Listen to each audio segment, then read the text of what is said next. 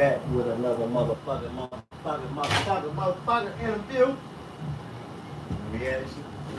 We got Terrance Banksy Williams, Charleston White, I'm Terrance Banksy Williams. What am I to say? Yeah, man.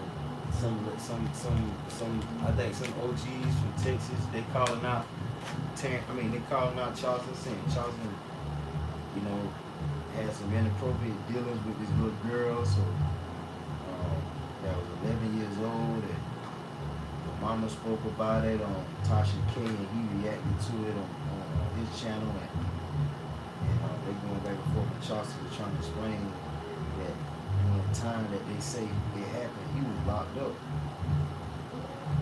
You know what I'm saying? So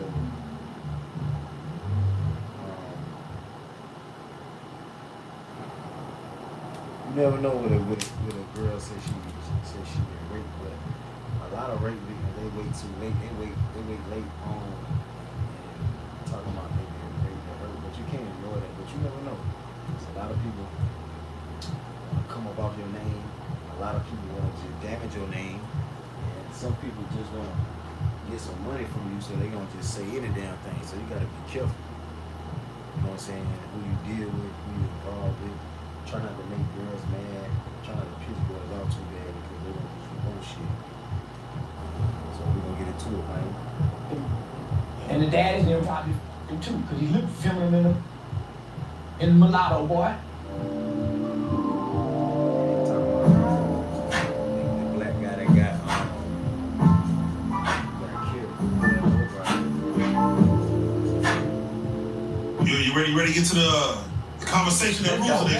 Let's go. All right, Charles, first and foremost, we gotta say congratulations. We see you post online with your daughter. Yeah. Going out to the Navy men's.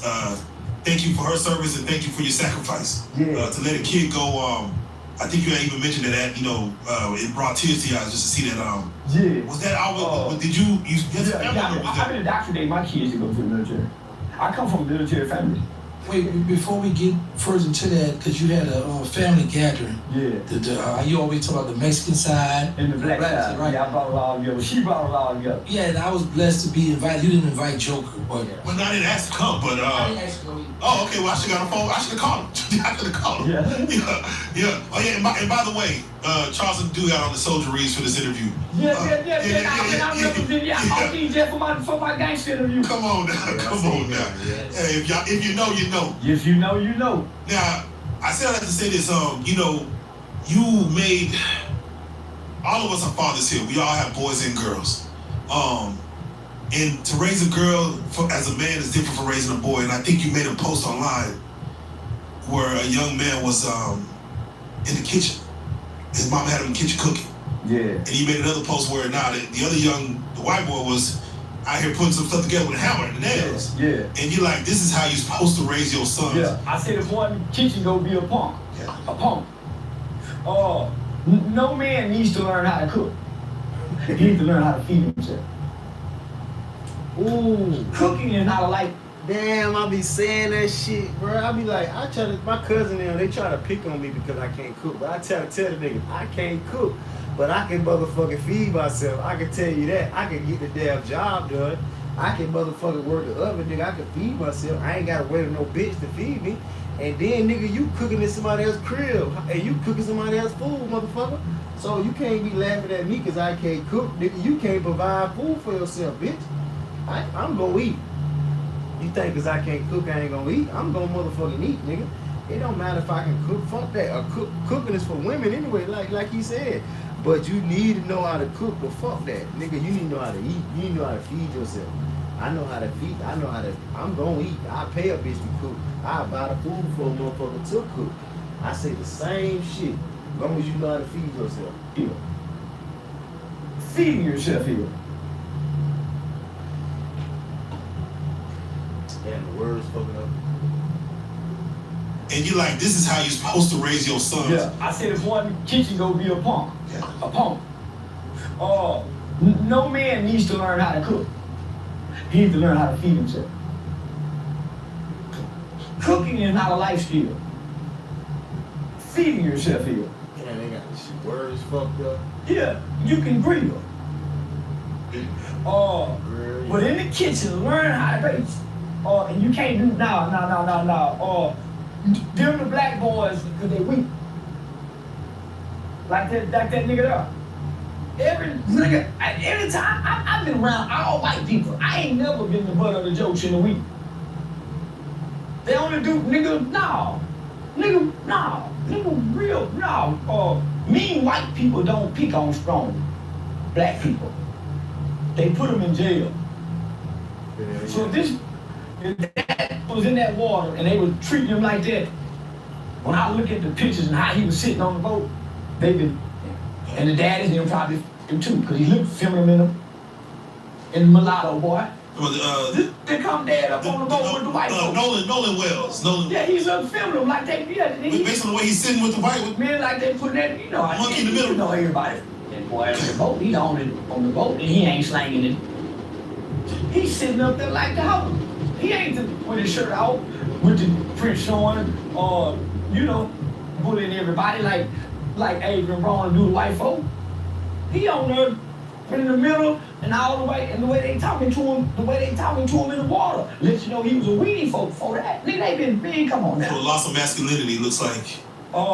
What you mean a loss of masculinity? He never had it, like you said. He looked like he. It was. He looked like a gay athlete. Oh shit. and say, when I look at them pictures that they show us of him with them white folks on that boat, I say they were that boy. That's why they left him in the water, so that water can wash out their DNA. That's why everybody covering up. Everybody pulled for in the crew, everybody pulling for him, wishing they can see what's up under the hood. He already probably been over there with him. He may go back and I study body language. Me too. I study body language. When I look at his body language, he's too docile and subservient amongst them people. And for them people to talk to him like that in the water, they'd already been. Now the mama said that he chose to go with another group of white boys. And her sons. That's why he jumping, that's why he boat hopping. Man, what? Don't do that. That ain't gay. Just hopping, boat hopping. And they ain't got a bunch of white girls he chasing. That loose gonna be on the boat with a bunch of white girls. But that loose booty on the boat with the white boy. And he run around. He got what he was looking for. He didn't go after no women. They probably, everybody been calling in that water, listening in that water, hoping that salt water wash his ass real good. They don't get the DNA. Why do you think it's such a mysterious cover? If I say you feel this, so you don't feel there's a mystery here. You feel this is, it's pretty straightforward. If me and my friend do something, we gonna cover it up too. So what's the mystery? This is normal human behavior. Nigga. This is what you call, this is tribal behavior. But a black man go missing in 2026, surrounded by a bunch of white boys. Is that not concerning? For who? For the young black man. No, black people don't go missing often. This is. Come on, found though. Yeah, this is a isolated case. And this really, the LGBT need to be involved in it. He got to be one of them. He wouldn't know what kind of sports he played. I heard being Benjamin Crump say, what was a fine athlete? Water polo? Yeah, one probably was a swimmer. So he swim fine. Not if they've been pushing that dick off in it, boy, legs tired. Come on now. Man, listen, man, come on now. If he like it, he'll let him do it. Just like any other that's chasing him, he'll end up in some crazy positions chasing him. This is no different. They can't give us no adequate explanation what he doing with these pink toes. And they ain't in the water with him. He lap hopping. So to go back to how to raise a child, a young man, because it'd be a lot of single women, black community that raise their kids. They would normally teach them how to cook. They would normally say, this is what you need to be doing for your wife. What would you Most say of these to hoes ain't cooking no more to teach no nigga how to cook. These ramen noodles in the microwave, baby. Yeah, these niggas, hot pocket, baby. They standing in front of the microwave getting all the brain free. You know, they ain't doing enough. Black women teach their kids to be emotional and loyal to her. She don't teach them life skills. I'm glad my motherfucking mama ain't taught me that shit. Boy, listen to Charleston and listen to how much you know about the black mother and the family, and how most black household people grew up.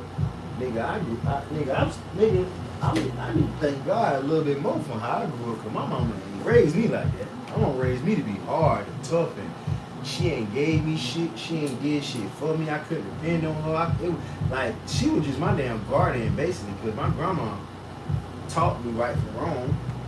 And then by grandma teaching me right from wrong, I ain't even motherfucking my grandma teach me right from wrong, I already know what to do. So I was a motherfucker who knew what to do. I was a mature person. You ain't had to keep telling me to wake. My mama ain't even have to wake me up in the morning time. My mama used to cut the light on. She ain't never used to say, all right, son, get up. It's time to get up in the morning. My mama used to wake up in the morning, go in my room and cut the light on. I would wake up. Every time, every morning from fucking 4K to goddamn probably about 6th grade, 7th grade, 8th grade, you know, you want some other shit. I can't even remember then. You damn near grown then, but 4K to about 4th, 5th, 6th grade, my mama, she waking my ass up. And then when I got older, I know how to wake up. So my mama ain't really had to do too much, cause my mama and my grandma, they raised me, and then I got uncles, cousins, all of them raising me. She ain't really, my grandma, I eat at my grandma's crib. I wear uniforms. My mom used to hate getting my motherfucking haircut, so I ain't used to need that. Then I found out everything that I needed for myself, like toothpaste, a toothbrush, deodorant, lotion. You know what I'm saying? My mom used to buy that cheap ass Avon shit. She used to hate to buy lotion and deodorant for me. She used to buy that cheap shit. And then I use hers. I don't like that shit. You know what I'm saying? Me and you can't use the same fucking deodorant twine. That for men, this for women. Nigga, I don't like how that shit feel on my skin. But that's how it used to be. So I grew up kind of different. Even though I grew up in a single mother household, but I grew up way different than the statistics. I had my own room, all that shit. Nor self-sustained survival skills. The half these motherfuckers know how to protect themselves. They know how to shoot a gun. Half these don't have the rule of nature, self-preservation. They think group, my buddy, my friend, my hood, my town. They don't think self. See, I always think self because I grew up by myself. I ain't had nobody to play with. Shit, I used to call my cousins that stayed 2 houses beside me and ask their mama, could they come outside? She say, them boys ain't want to play. Them boys ain't want to come outside. Them boys ain't ate yet. It's too hot outside. Them boys ain't got no clothes on. Them boys don't feel like playing. So I had to learn to play with myself. Play basketball by myself, football by myself, throw frisbee by myself.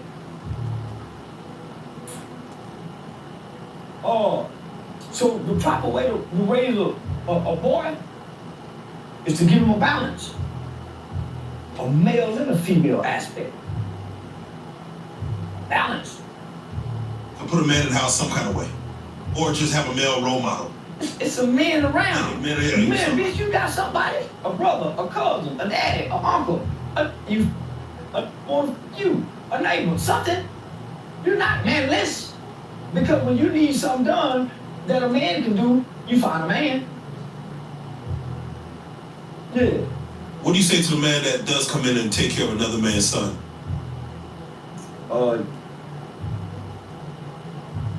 You all right? You all right? Yeah, ain't nothing wrong with that. Yeah. Ain't nothing wrong with take care of that nigga's son. You know what I'm saying? I'll take care of anybody. I'll take care of a man, boy, girl, dog, a cat, a fucking fish. I see my grandma take care of people. I seen my uncle take care of people. I seen my Aunt Major take care of people. I seen people take. I always want to be the nigga that take care of people. I always want to be the nigga that if you see me, you know I motherfucking got it, and I do it for you. So you can ask me for a favor, just don't motherfucking use me. But I want people to know, oh, they gonna Vince. If I ask him for a favor, he gonna say yeah. If I ask him for something, he gonna tell me yeah. Only because he that type of person. And God put him on this earth to serve and be a helping hand. So I'm a person that if you need something, you can ask me for it. Because I always wanted to be the nigga that I always wish I had somebody I could call on, and I don't. So I had to become that. So if you ain't got nobody, you have to become that. Just like I heard 50 say, we used to have beef in the streets. He said he ain't had no big brother to run to. Who he gonna run home to get? He said, who I'm gonna run home to get? Me? I ain't had nobody, so I had to be extra tough, extra. You know what I'm saying? So it's just me. You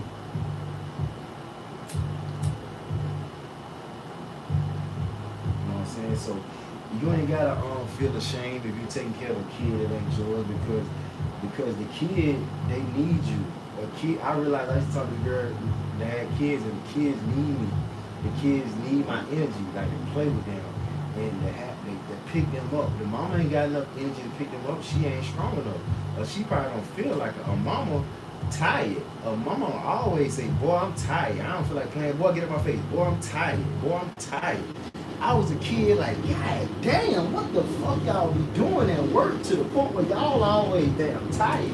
So I promised myself I ain't never tired. I ain't never sleeping. I ain't never hungry. I ain't never tired. Bitch, I ain't ready to go. I ain't hot. I ain't cold. I ain't complaining.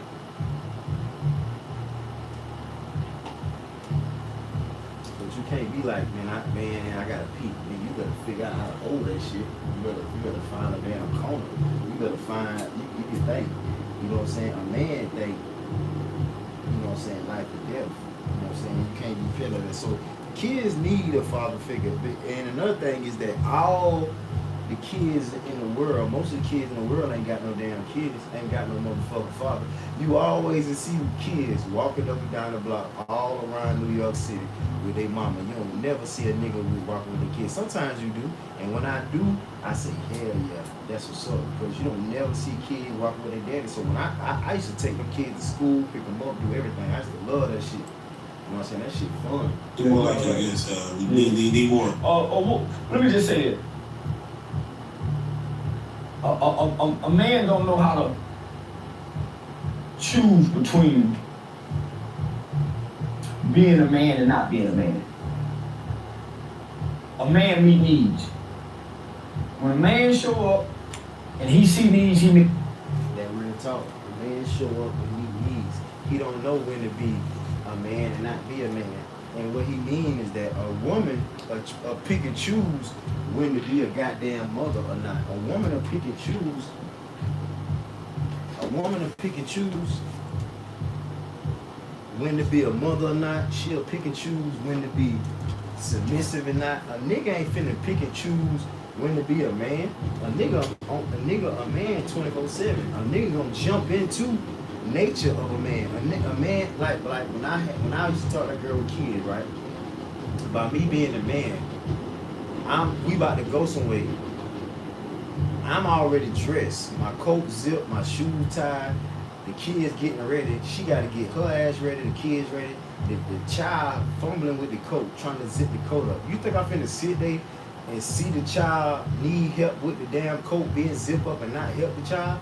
I help the child with the coat, help the child put the coat on, help the baby put the shoes on, tie the shoes up, put their arms in the shit, do everything for them.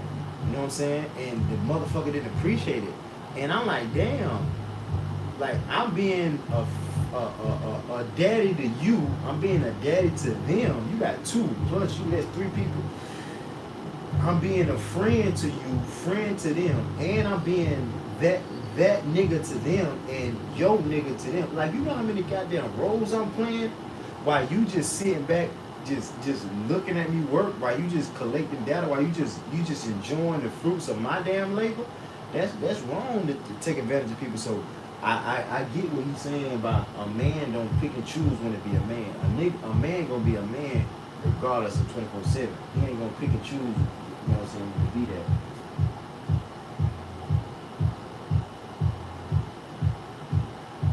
Man, ain't no groceries in everybody. Man, we need to go grocery shopping. I see your check engine light on, man. When the last time you checked, you know? I used to do that all the time, bro. I go in that motherfucker. Yeah, we need to clean up in here because you got kids running up and down your living room. You got all this shit on the floor. Somebody gonna fall and bust their damn head. Like, what is all this trash? Like, okay, let me help you clean up because that's why your mind is so foggy and you can't think and you're so frustrated and you're not happy and like you got too much stuff on the floor. First of all, sweetheart, you got too much stuff on your bed. Take all this shit off your bed. You know what I'm saying? So you need to clean up. And you need to open the damn blinds in this motherfucker. You need to let the fucking sunlight in here, in this bitch. You need to open the blinds, bro. And you need to let the sunlight, this shit too dark in here. Like, and then I noticed, I said, okay, boom. The dishes in the sink. Them motherfuckers piled up every day. The trash, so I take the trash, do the dishes, clean up, try to help it because you just falling off. And you just falling behind the damn 8-ball. You know what I'm saying? So I try to help her, meet me, like he said, get in the bitch car, she don't eat. Fill her car. Every time I get in that motherfucker, her shit don't eat. God damn, like when do you ever go to the motherfucking pump?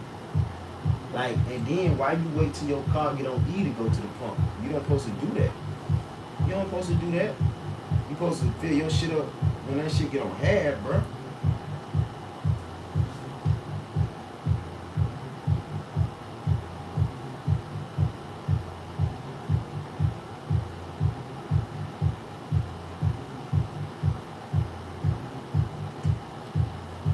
Man meet needs. That's his whole, he look around to fix things. So if you meet something you like, why wouldn't you want to be a man? Half of us had a mama who had to go get to be our dad. It seemed like a kid going through school and he chooses to be in a home ec, whatever they, I want to learn how to. Ain't no home ec. Yeah, what they call it? They got something different now. They got something where they wash the dishes and. Not in school no more. Oh, yeah, they don't do it? Not in school no more. Okay, all right. No, they gave from the house now. Yeah. No, when they come to school, they already, hey, scholar. Say, boy, sit down. You can't say that. You get in trouble as a teacher. Girl, sit down. You can't say that. You can't gender names. You can't gender identify in school now. So they took home ec out of school 20 years ago. Your sewing machines, cook out, nigga balancing budget, that's been out of school 20 years. Everything is standardized testing. It's been like that since No Child Left Behind. Well, President Bush. Yeah, I remember that. Yeah, so now they kid ain't running nothing but how to pass the test to keep the teachers paid and the school to keep getting their accreditation. Yeah. Okay. And then once we know that, why the fuck we sending our kids to school when we know that? Like we was in school, let me tell you something. I remember the first time I realized school was so this when we realized, I swear to God, this when we realized school was a scam. We was in 7th grade and then while we was in 7th grade, a whole nother school was being built for the junior high and the middle school students, right? Junior high and middle school students.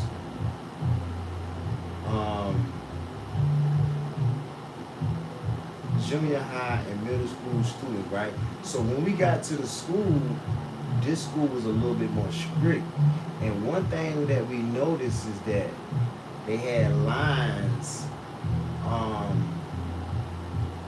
They had lines on the hallway, and they used to tell us, "Stay in the line, walk on the line, stay on the line." And then we was like, "What the fuck y'all think we in jail or something? This like stay in the line, stay like, bruh, like, goddamn, like it. I mean, it's like a block, like square, like you know what I'm saying. So they're like, stay in the line, And then we was like, this ain't no motherfucking jail. Y'all treating us like we in jail or something. And then another reason we was in 8th grade that we thought that we figured school was a scam is when we was in 8th grade and then the bell had rung and then everybody get up to go. And then the teacher was like, y'all don't get up and go. We like, shit, we finna fucking go for we be late for the other teachers mark us tardy. We finna get the fuck out of your class and go to the next class. Shouted to my y'all finna go. Bitch, you crazy, you finna go. So she done got in front of the door, told us we couldn't go, we had to sit down and wait and shit like that. But then that's when we knew like they trying to control us type shit. So, and then another example, situation happened, we was in high school, I think we was in probably like 9th, 10th grade, and I'm telling you. And we had a substitute teacher one day. And you know, we grown, and you know what I'm saying? We grown, we mature, motherfuckers grown, basically. You know when everybody grown, motherfuckers grown, right? And the teacher gave us some work, and we ain't doing that shit. Like,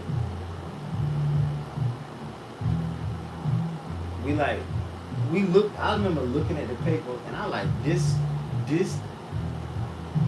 everything that's on this paper don't got nothing to do with nothing. I told the substitute teacher, I say this is just busy work.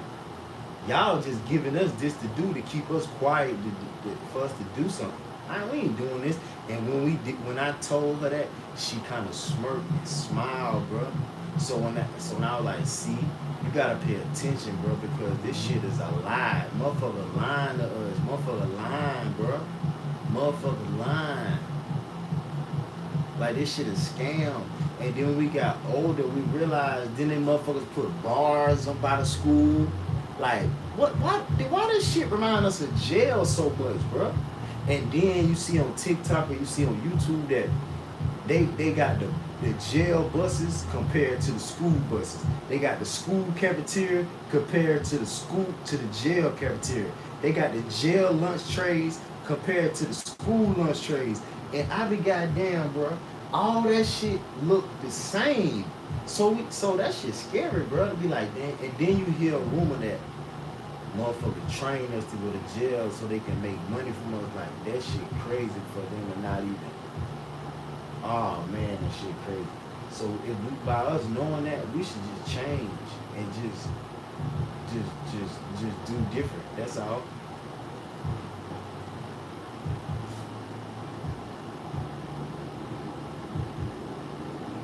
Should a young man be in sports though? No. See, I think a nigga should be in sports. You know what I'm saying? He probably saying that because he wouldn't in sports, but I understand Charleston for saying that. I understand he said that. But I see his point. His point is that shit don't mean that nigga learn something. But as a kid, you can do all things. You can play soccer, baseball, a musical instrument. You can play sports. You can be in the spelling bees. You can be dirt bike motherfucking racing. You can ride a damn pony. You can fucking, I don't even know.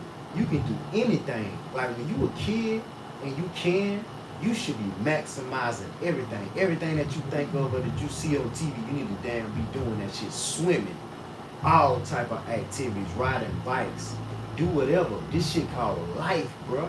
We here to live and discover and make memories and make experiences and just do all type of shit.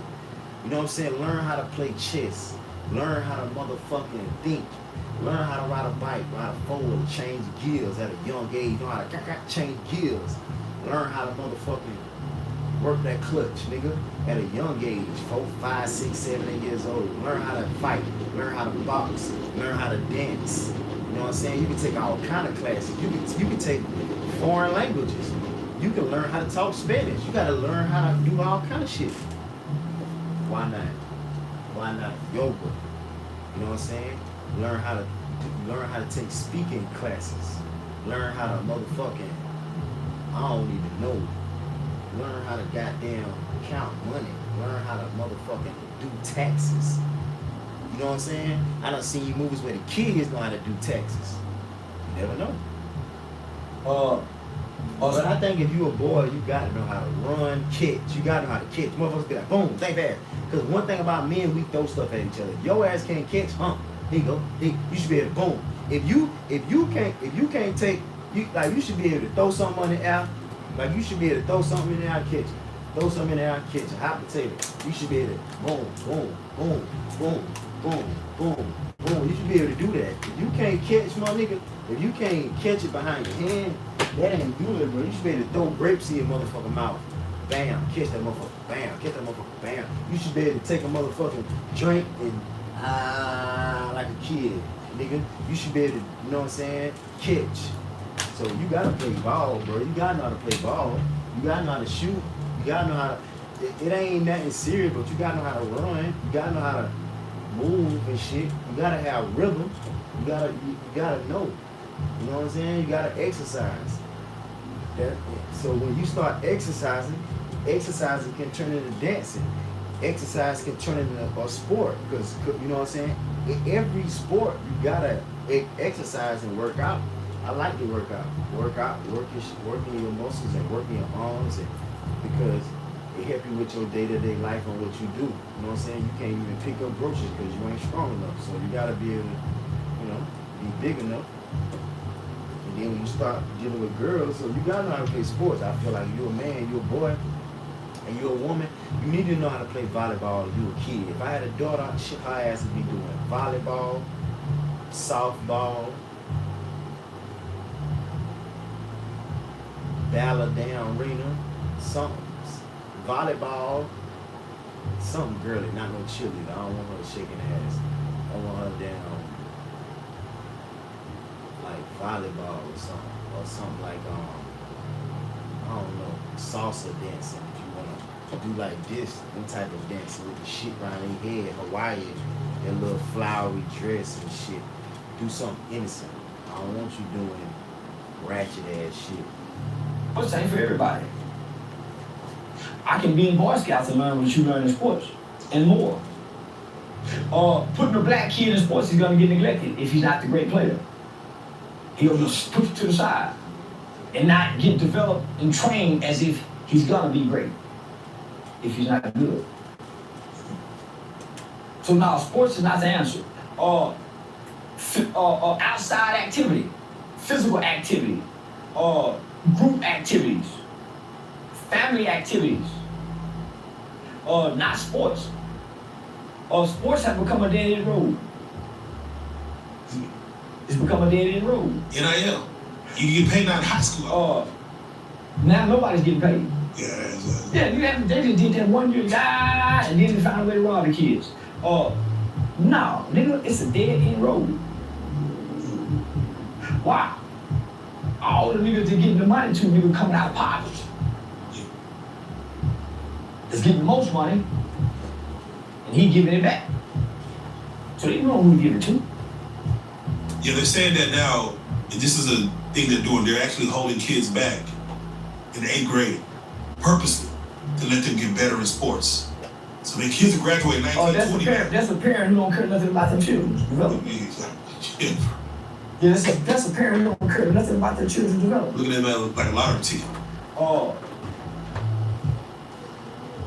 I don't know. I never looked at my kids as that. Yeah, hoping one. Yeah. No, I ain't never, no. Sports have never been my way to push off on my boy.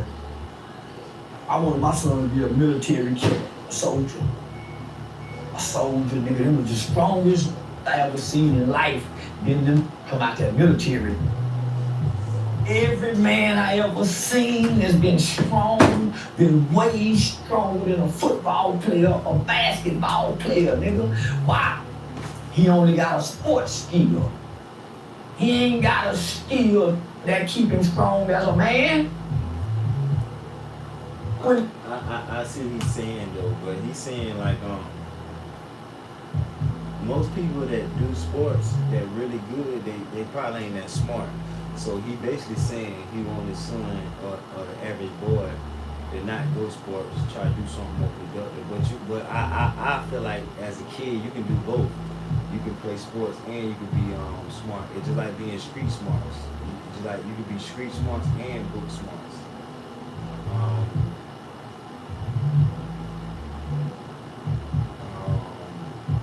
and then he said every nigga he seen in the military was a bad man. That is true because all my uncles, them niggas went to the military. My mama's side, a couple of them on my dad's side. Them old niggas, they went to the military. But that was around their age. That was around their time zone going to the military.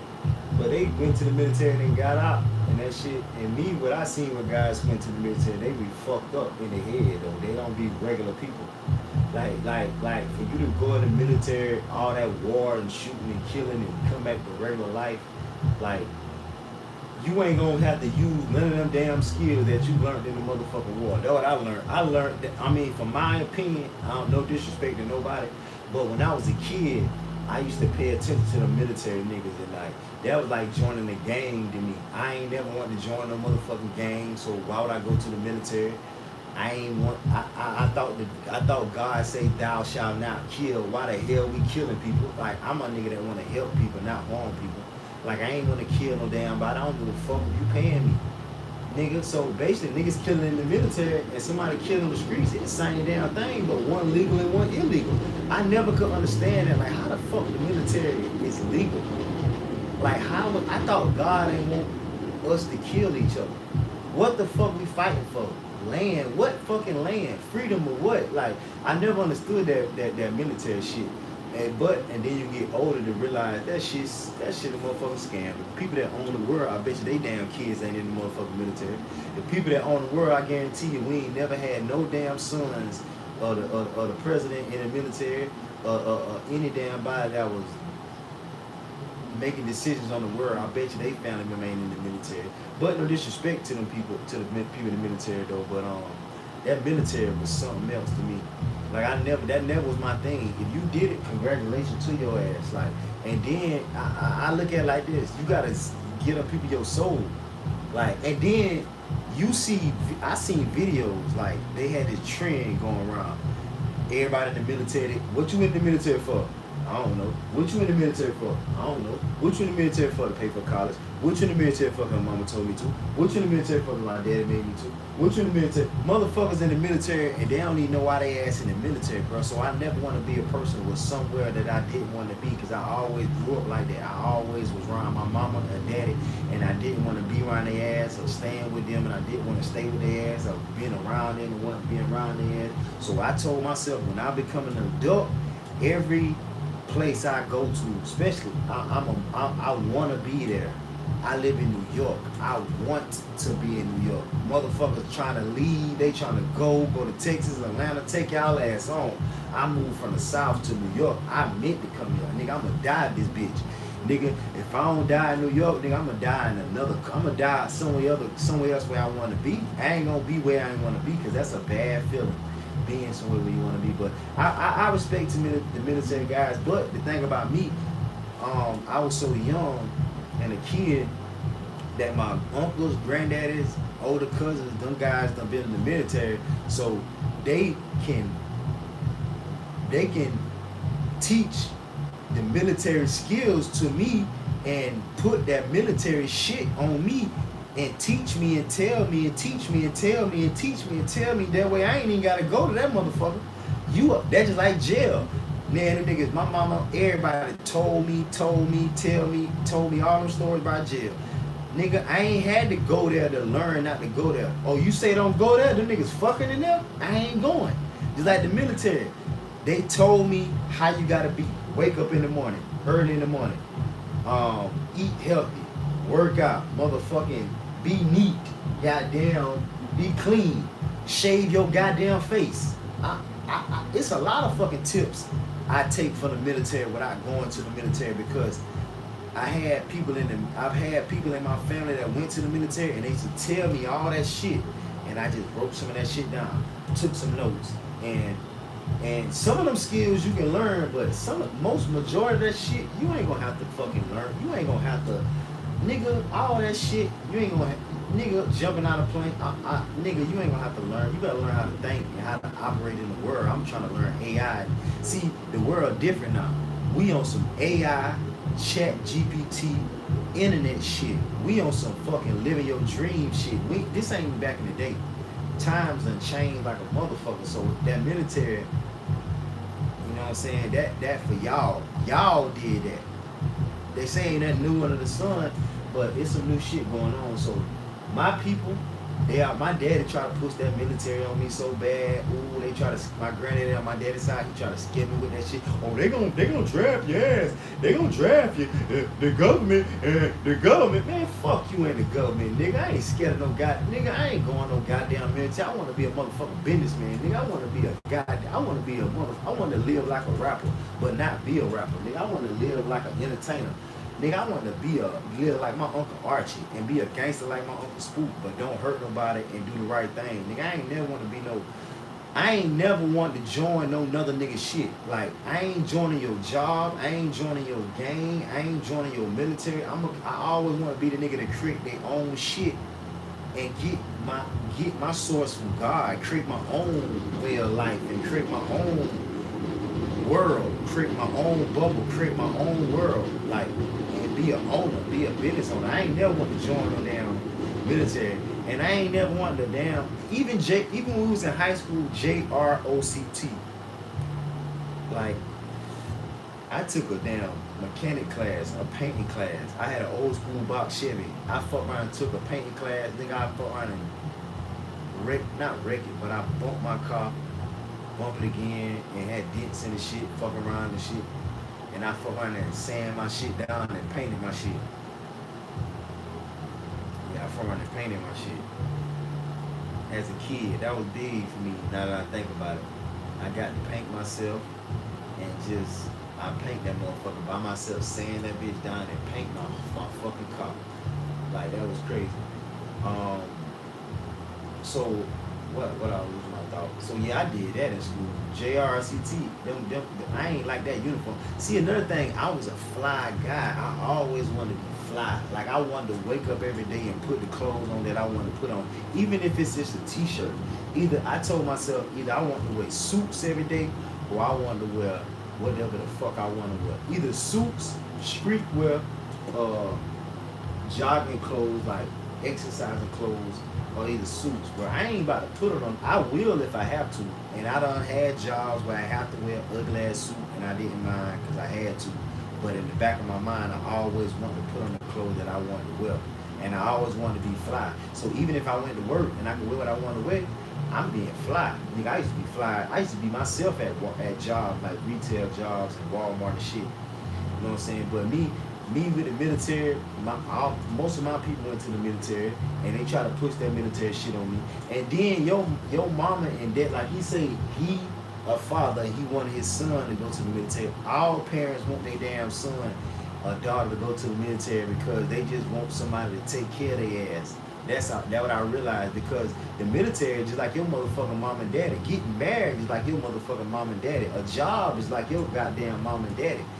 It's hard as hell to take care of yourself being an entrepreneur or just finding your way in life. You know what I'm saying? So I want to do the hard shit. You know what I'm saying? You know what I'm saying? I want to do the hard shit, the shit that people weren't doing. But the military, my people's already in the military to tell me about the military. And military about control. And I ain't want nobody yelling in my damn face. I don't like all that yelling. My daddy used to yell. My daddy was a military nigga. He ain't went to the military, but he was a military nigga that make your ass do what he wanted to do. Very disciplined. Well, he was disciplining me. You know what I'm saying? Make your ass do what he say. Be a bully and shit. So I had a nigga yelling at me and making me do shit I ain't want to do. So I had that as a kid. You think I'm finna have a nigga yelling at me as a kid and I didn't like it and didn't want it, and you think I'm gonna intentionally put myself in a position to where I can have another motherfucker yelling at me and making me do what he say? Ain't no nigga that ain't better than me gonna tell me what to do. Ain't no nigga that ain't flyer than me gonna tell me what to do. Ain't no nigga that get less bitches than me telling me what to do. You gotta be a nigga that got more money than me, got more knowledge than me, can pull more bitches than me, and flyer than me to tell me what to do in this age, in this day and age. Because back in the day, you don't know no better. A grown person, you listen to everybody. But now you see motherfuckers full of shit. Motherfuckers don't even tell themselves what to do. You know what I'm saying? So, with the military cool. But nah, hell no. Ain't nobody wanna go to the military. Only people wanna go to the military is people that's 45 through 55 and higher. Ain't nobody in their 20s and 30s wanna go to no goddamn military. That shit don't sound appealing at all. You know what I'm saying? Go away, they shooting and killing and fighting it. I ain't wanna hurt no damn body. Fighting over what? Nigga, I'm fighting over me. Fuck, I'm fighting. Nigga, hell no. I'm talking about benefits. What benefits? Nigga, ain't no damn benefits. Talking about, you know they pay for you. I don't give a fuck what they paying for. Nigga, I gotta give up my soul and do what you say and report to you. Talking about, all thing you gotta do is report to them every month. Nigga, you report to them people every month. That like probation to me. Admit that like probation to me. You gotta check in. I ain't checking in with no motherfucking body. Talking about check in. Nigga, that sound like probation. I want to be a motherfucking free nigga, dog. I want to be like my Uncle Spook, nigga, a free nigga. Do what the fuck I want to do, smoking weed, chilling. Fuck all that. Military, nigga, them people be so goddamn mean in the military. I'm a nice nigga. I'm a nice nigga, a good nigga, a calm nigga, a cool nigga, a relaxed nigga. Nigga, I want to be on the beach somewhere, get my dick sucked from a fucking foreign girl. Talking about the goddamn military. Fuck all that. Well, my mama, when I graduated from high school, my mama wanted me to go to the military, and I didn't want to go. But she, you know, you want to do what your mama would say respectfully and all that bullshit. So she gave me this book. They gave me this book called something for dummies, ass valve for dummies, I think. And I read this shit. Nigga, I flunked the ass valve, the SAT, ACT. I flunked all that shit. Nigga, I scored so low on the ACT and the SAT, so nigga, that shit ain't made no sense. My aunt, she paid for it twice, like she was doing something. Fuck that college shit, nigga. I want to be a businessman, nigga. I don't know what I want to be. I had to figure out what I want to be though. You know what I'm saying? But you figured out. You figured out. I know I want to be in sales and be a businessman and be free though, and be rich. I know what lifestyle I want to live. I know that. You know what I'm saying? But you know, it took me 15 years to really figure that shit out. Still trying to figure it out. You know what I'm saying? So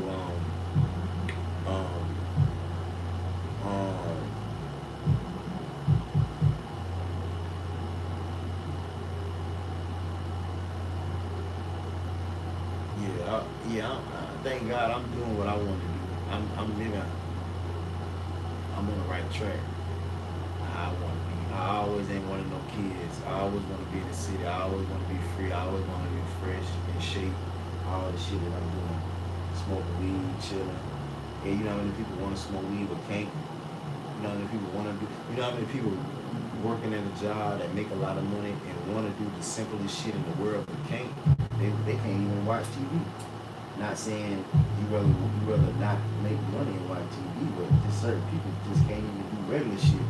Motherfuckers ain't even got time to get their hair done and their nails done. They work so much.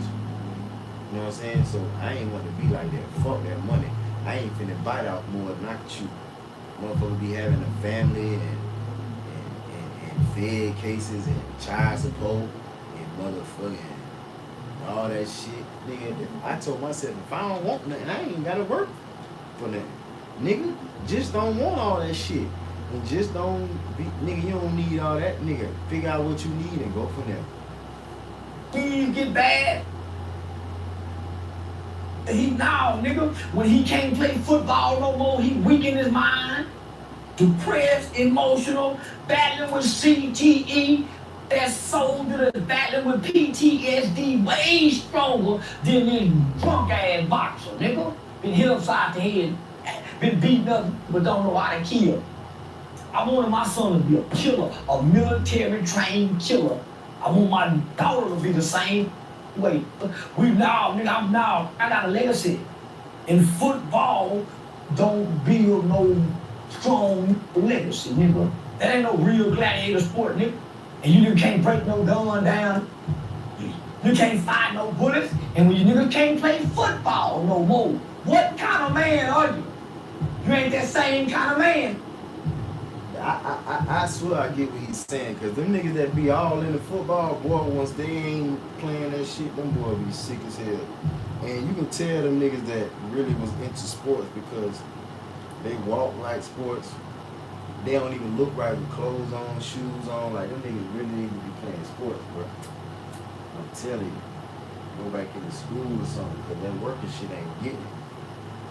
Especially if you a real sports head, you need to be a coach or something.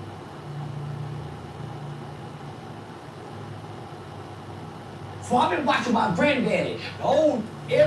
I know was in the Navy, Marine, Air Force, Army, and came out a different kind of man and got a different kind of mind than the football mind and the basketball mind. That's really mine. To get mine, nigga. Yeah, the basketball. You gotta go down. Say, listen, You gotta go down. It's military. if the white man don't give them no microphone to go talk on his sports channel, what to do after sports? Nothing. They ain't too smart. Football players and basketball players and soccer players, they ain't too smart in life. It ain't true though. Look what they do when they get to playing. What to do no more? Anything outside of football, they dumb. Anything outside of basketball, nigga, they dumb. Summer sandwich savings are at Jimmy John's with the $8.99 meal deal. Oh, that's good. Watch all FIFA World Cup matches on Fox 1, available with YouTube. Now it's easy to watch. OMG, y'all. Travelers swear by this one trick. What's up with Mom? She's been scrolling travel advice for hours. Now she's got...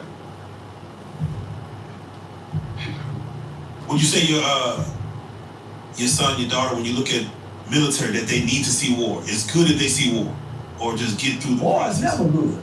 Yeah. You know, war is never Yeah, good. you want to kill someone? They ain't there in training.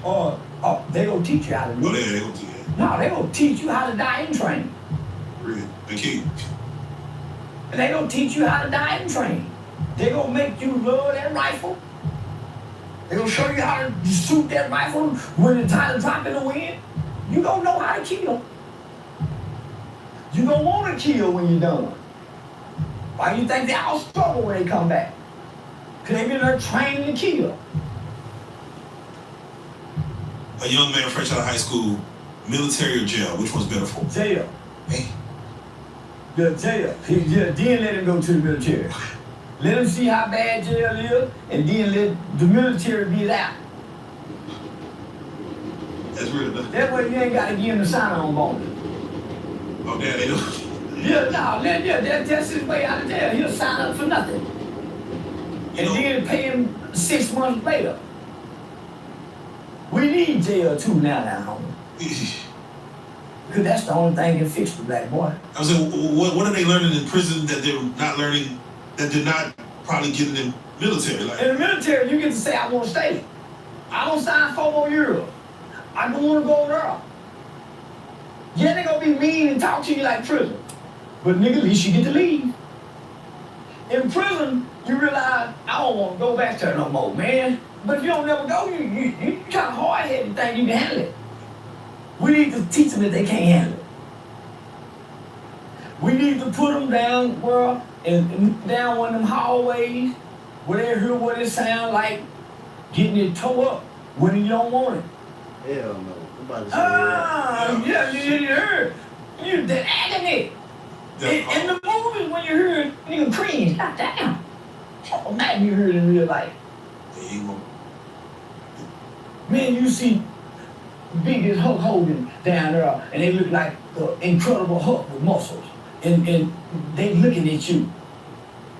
And you saying, what's up? And they ain't saying nothing. Man, niggas gonna experience that, huh? Why? They think they know. See, the young boy today think he know. I didn't try to act like I know. I knew I ain't. You just couldn't tell me nothing. But I would listen if I was interested. If I'm sitting there listening to you and you talking to me and you older, shit, I'm listening. And I won't ask no question, but I'm gonna listen to everything you say and take it in. And I'm gonna try to apply it to my empty brain. Today's young people, can't nobody tell them nothing. They think they know everything. So I'm saying, send his ass on down there. They think they can make it down there.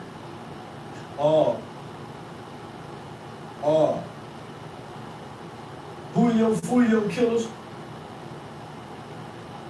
They gave their life to the Lord too early.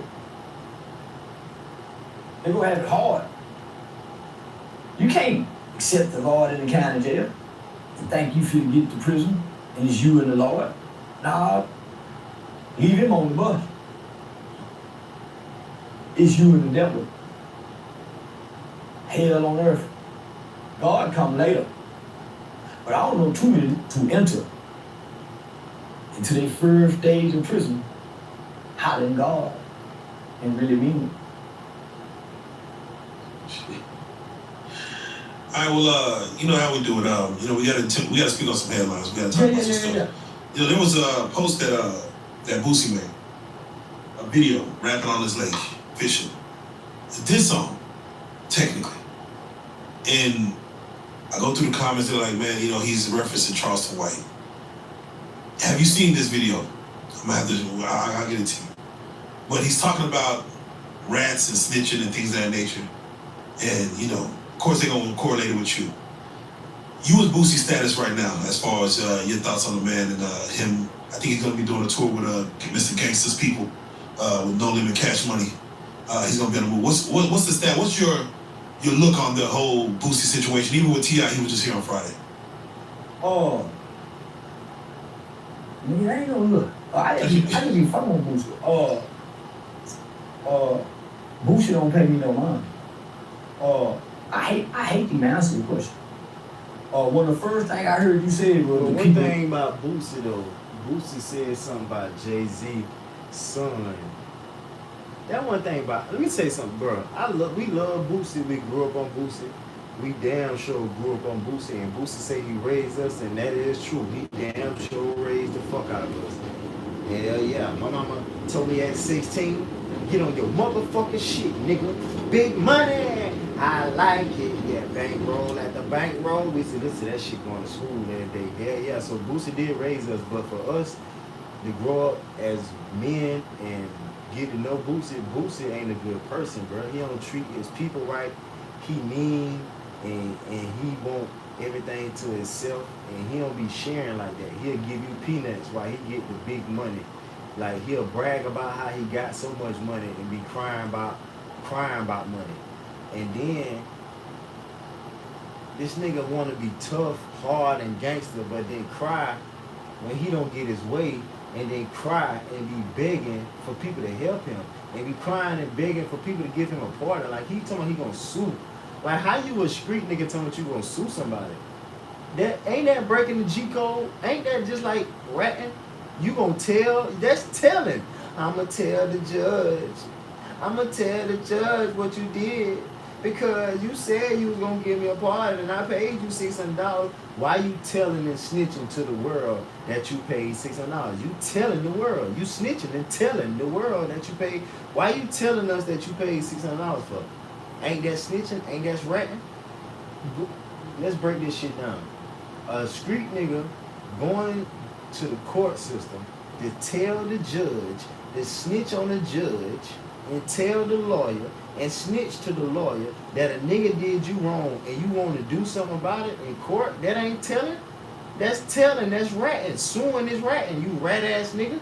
So we grew up to see the real and have a mind of our own and have understanding of our own and see this shit live in the flesh with our own motherfucking eyes in real life. We seeing this shit and making our own decisions. Bro ain't a good person, bro. You can't be begging, moaning, crying, and bitching when you don't get your way. That ain't gangster, bro. That ain't tough. You can't be tough and then cry and talk about pardon. You want a pardon. How you gonna say fuck the police and then talk about you want the police to help you and you want the police to give you a lighter sentence? Why you ain't asking people to give you 1,000 years? Fuck that shit. Why you ain't? Okay, look at this. You remember when Boosie got pulled over by the police with that young boy in a Cadillac and he had that white tee on and he was talking shit to the police? I'ma spit on every white boy. I'ma knock every white boy out. I'ma goddamn, you can work for me. You make $30,000 a year. I got $30,000 in my pocket.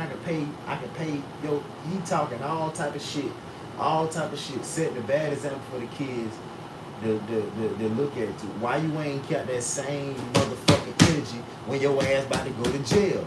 So we as the youth get to see these old niggas lying, playing, bitching up when it's time to go to jail. So y'all niggas acting tough, talking tough on the record, and then when it's time to go to jail, y'all ain't want to go to jail. See, the only reason Boost was talking shit and talking cocky when he told me he gonna spit on a white boy, knock a white boy ass out, when he was talking shit to the police, I said to myself, the only reason he talking so much shit because he know for a fact they ain't got nothing on him, and he know he ain't going to jail. And then my point is proven when his ass, when it about to be a goddamn case where his ass almost can go to jail, that nigga bitch up like a motherfucker. When that girl came out alive about she raped that boy looked like he about to cry online to that girl lying on me. Oh shit, boy. Oh, so now we seeing y'all gangster niggas got feelings. So now everybody need to stop that tough ass shit and stop acting so hard like y'all ain't got feelings. So we seeing in today's time, we seeing King Yellow crying, G Herbo crying, Bootsy ass crying, we seeing Jim Jones crying, we seeing what the other nigga name? FBG Butter crying, which is real gangster niggas who I think is crying, and it was really in the streets. Once we see them niggas crying, all the gangster shit should stop. All the beef in the world should stop. All the violence should stop. Because now we seeing in real fucking time, just like Lil King got on 50 ass. We ain't never in the history of hip hop ever seen nobody talk to 50 like King did to that nigga. That nigga was saying some shit to that nigga. And guess what 50 did? Shut the fuck up. And he stopped. Just like he stopped with Jadakiss. He stopped that shit. He seen how Jadakiss and Styles P was on his ass. He said, oh no, I ain't want no problems. I kick people picking at Ja Rule because we know Ja Rule ain't really like that. We know Ja Rule, you know what I'm saying? So I'm glad we see in real time that these niggas lying, these niggas faking, and these niggas ain't what they talk about. Look at Yo Gotti. A nigga running your spot, complicated your spot, and he didn't get shot, use a whole nigga. So basically Yo Gotti said, a nigga ran in your spot, took your shit, and he didn't get shot, Yo Gotti say that's a whole nigga. So fast forward that song to now, them niggas beefing, niggas killed your brother, that nigga still taking pictures on Instagram rapping. I thought y'all was a gangster. I thought y'all was gangster. So we seeing as the people, y'all niggas just rapping. And y'all niggas rap that shit to our generation, which is the young people, the 20 and the 30-year-olds, and they really dying because they really doing that shit. Y'all wrong, bro. The 45 through 55-year-old rappers, them niggas wrong, bro. Y'all got all them young niggas killed. All them niggas killed. Real talk. Real talk, bro. And then you got niggas still rapping about crack. You got one nigga named 38 going at Jadakiss and shit. And he was saying some real shit. I was thinking the same thing and saying the same thing. Like they had a clip with DJ Khaled. They previewed the song on Jadakiss, Joe and Jada. And the niggas was still talking about cocaine and still talking about they made $100 million selling dope. Why you lying, bro? Like you still at this grown ass age, and then you talking about robbing. You making robbing cool. You talking about you robbing 70 niggas in the gym, and then gonna ask your daughter, Azzy, has she been robbed before? You know damn well she ain't been robbed.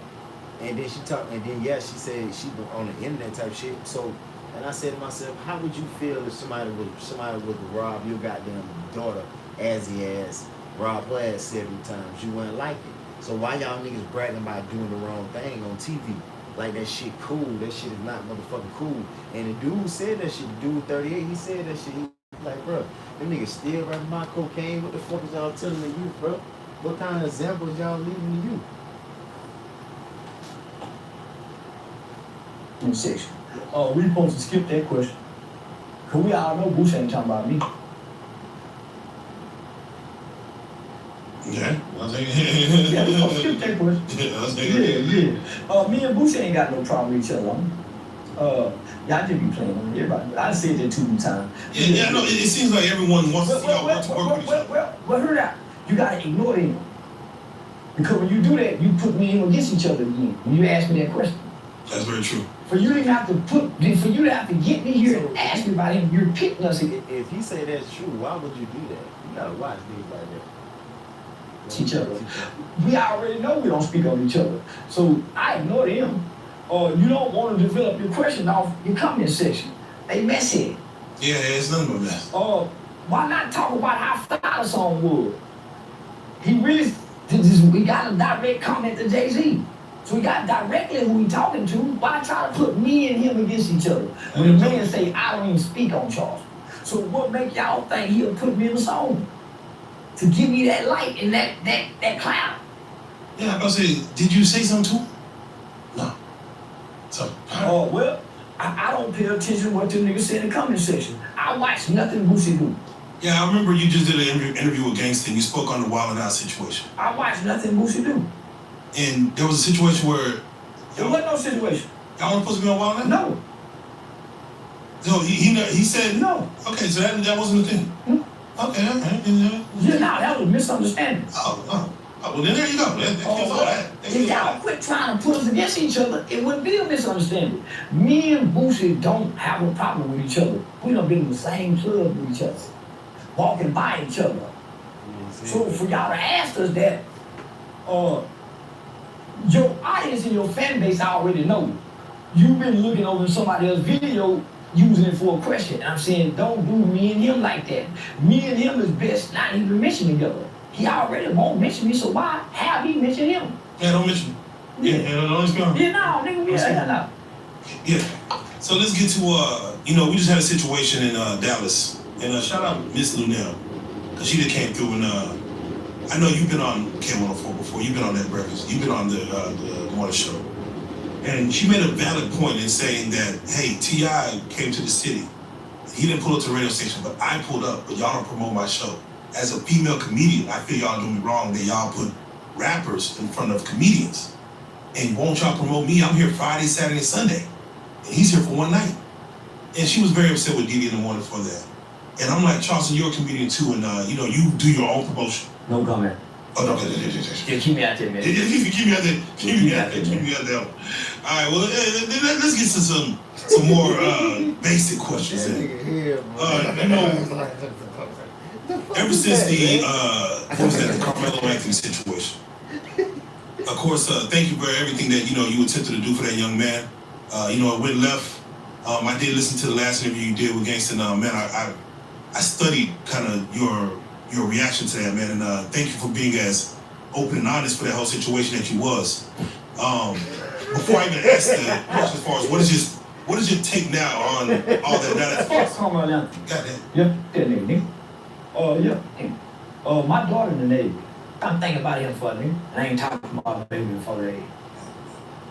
I'm a different year, nigga. I ain't about nothing, nigga. My baby in the Navy, and I ain't talking to her before they. Can't think about no in prison. My mind don't even think about it. I got the t-shirts to take care of. Is it the t-shirts itself? No. Yeah. Did you get any backlash for that? Not who gonna say something to me? Yeah, who gonna say something to me, nigga? Yeah, who gonna? Hold on, nigga. Who gonna say something to me? Nigga, ain't nobody gonna say nothing to me.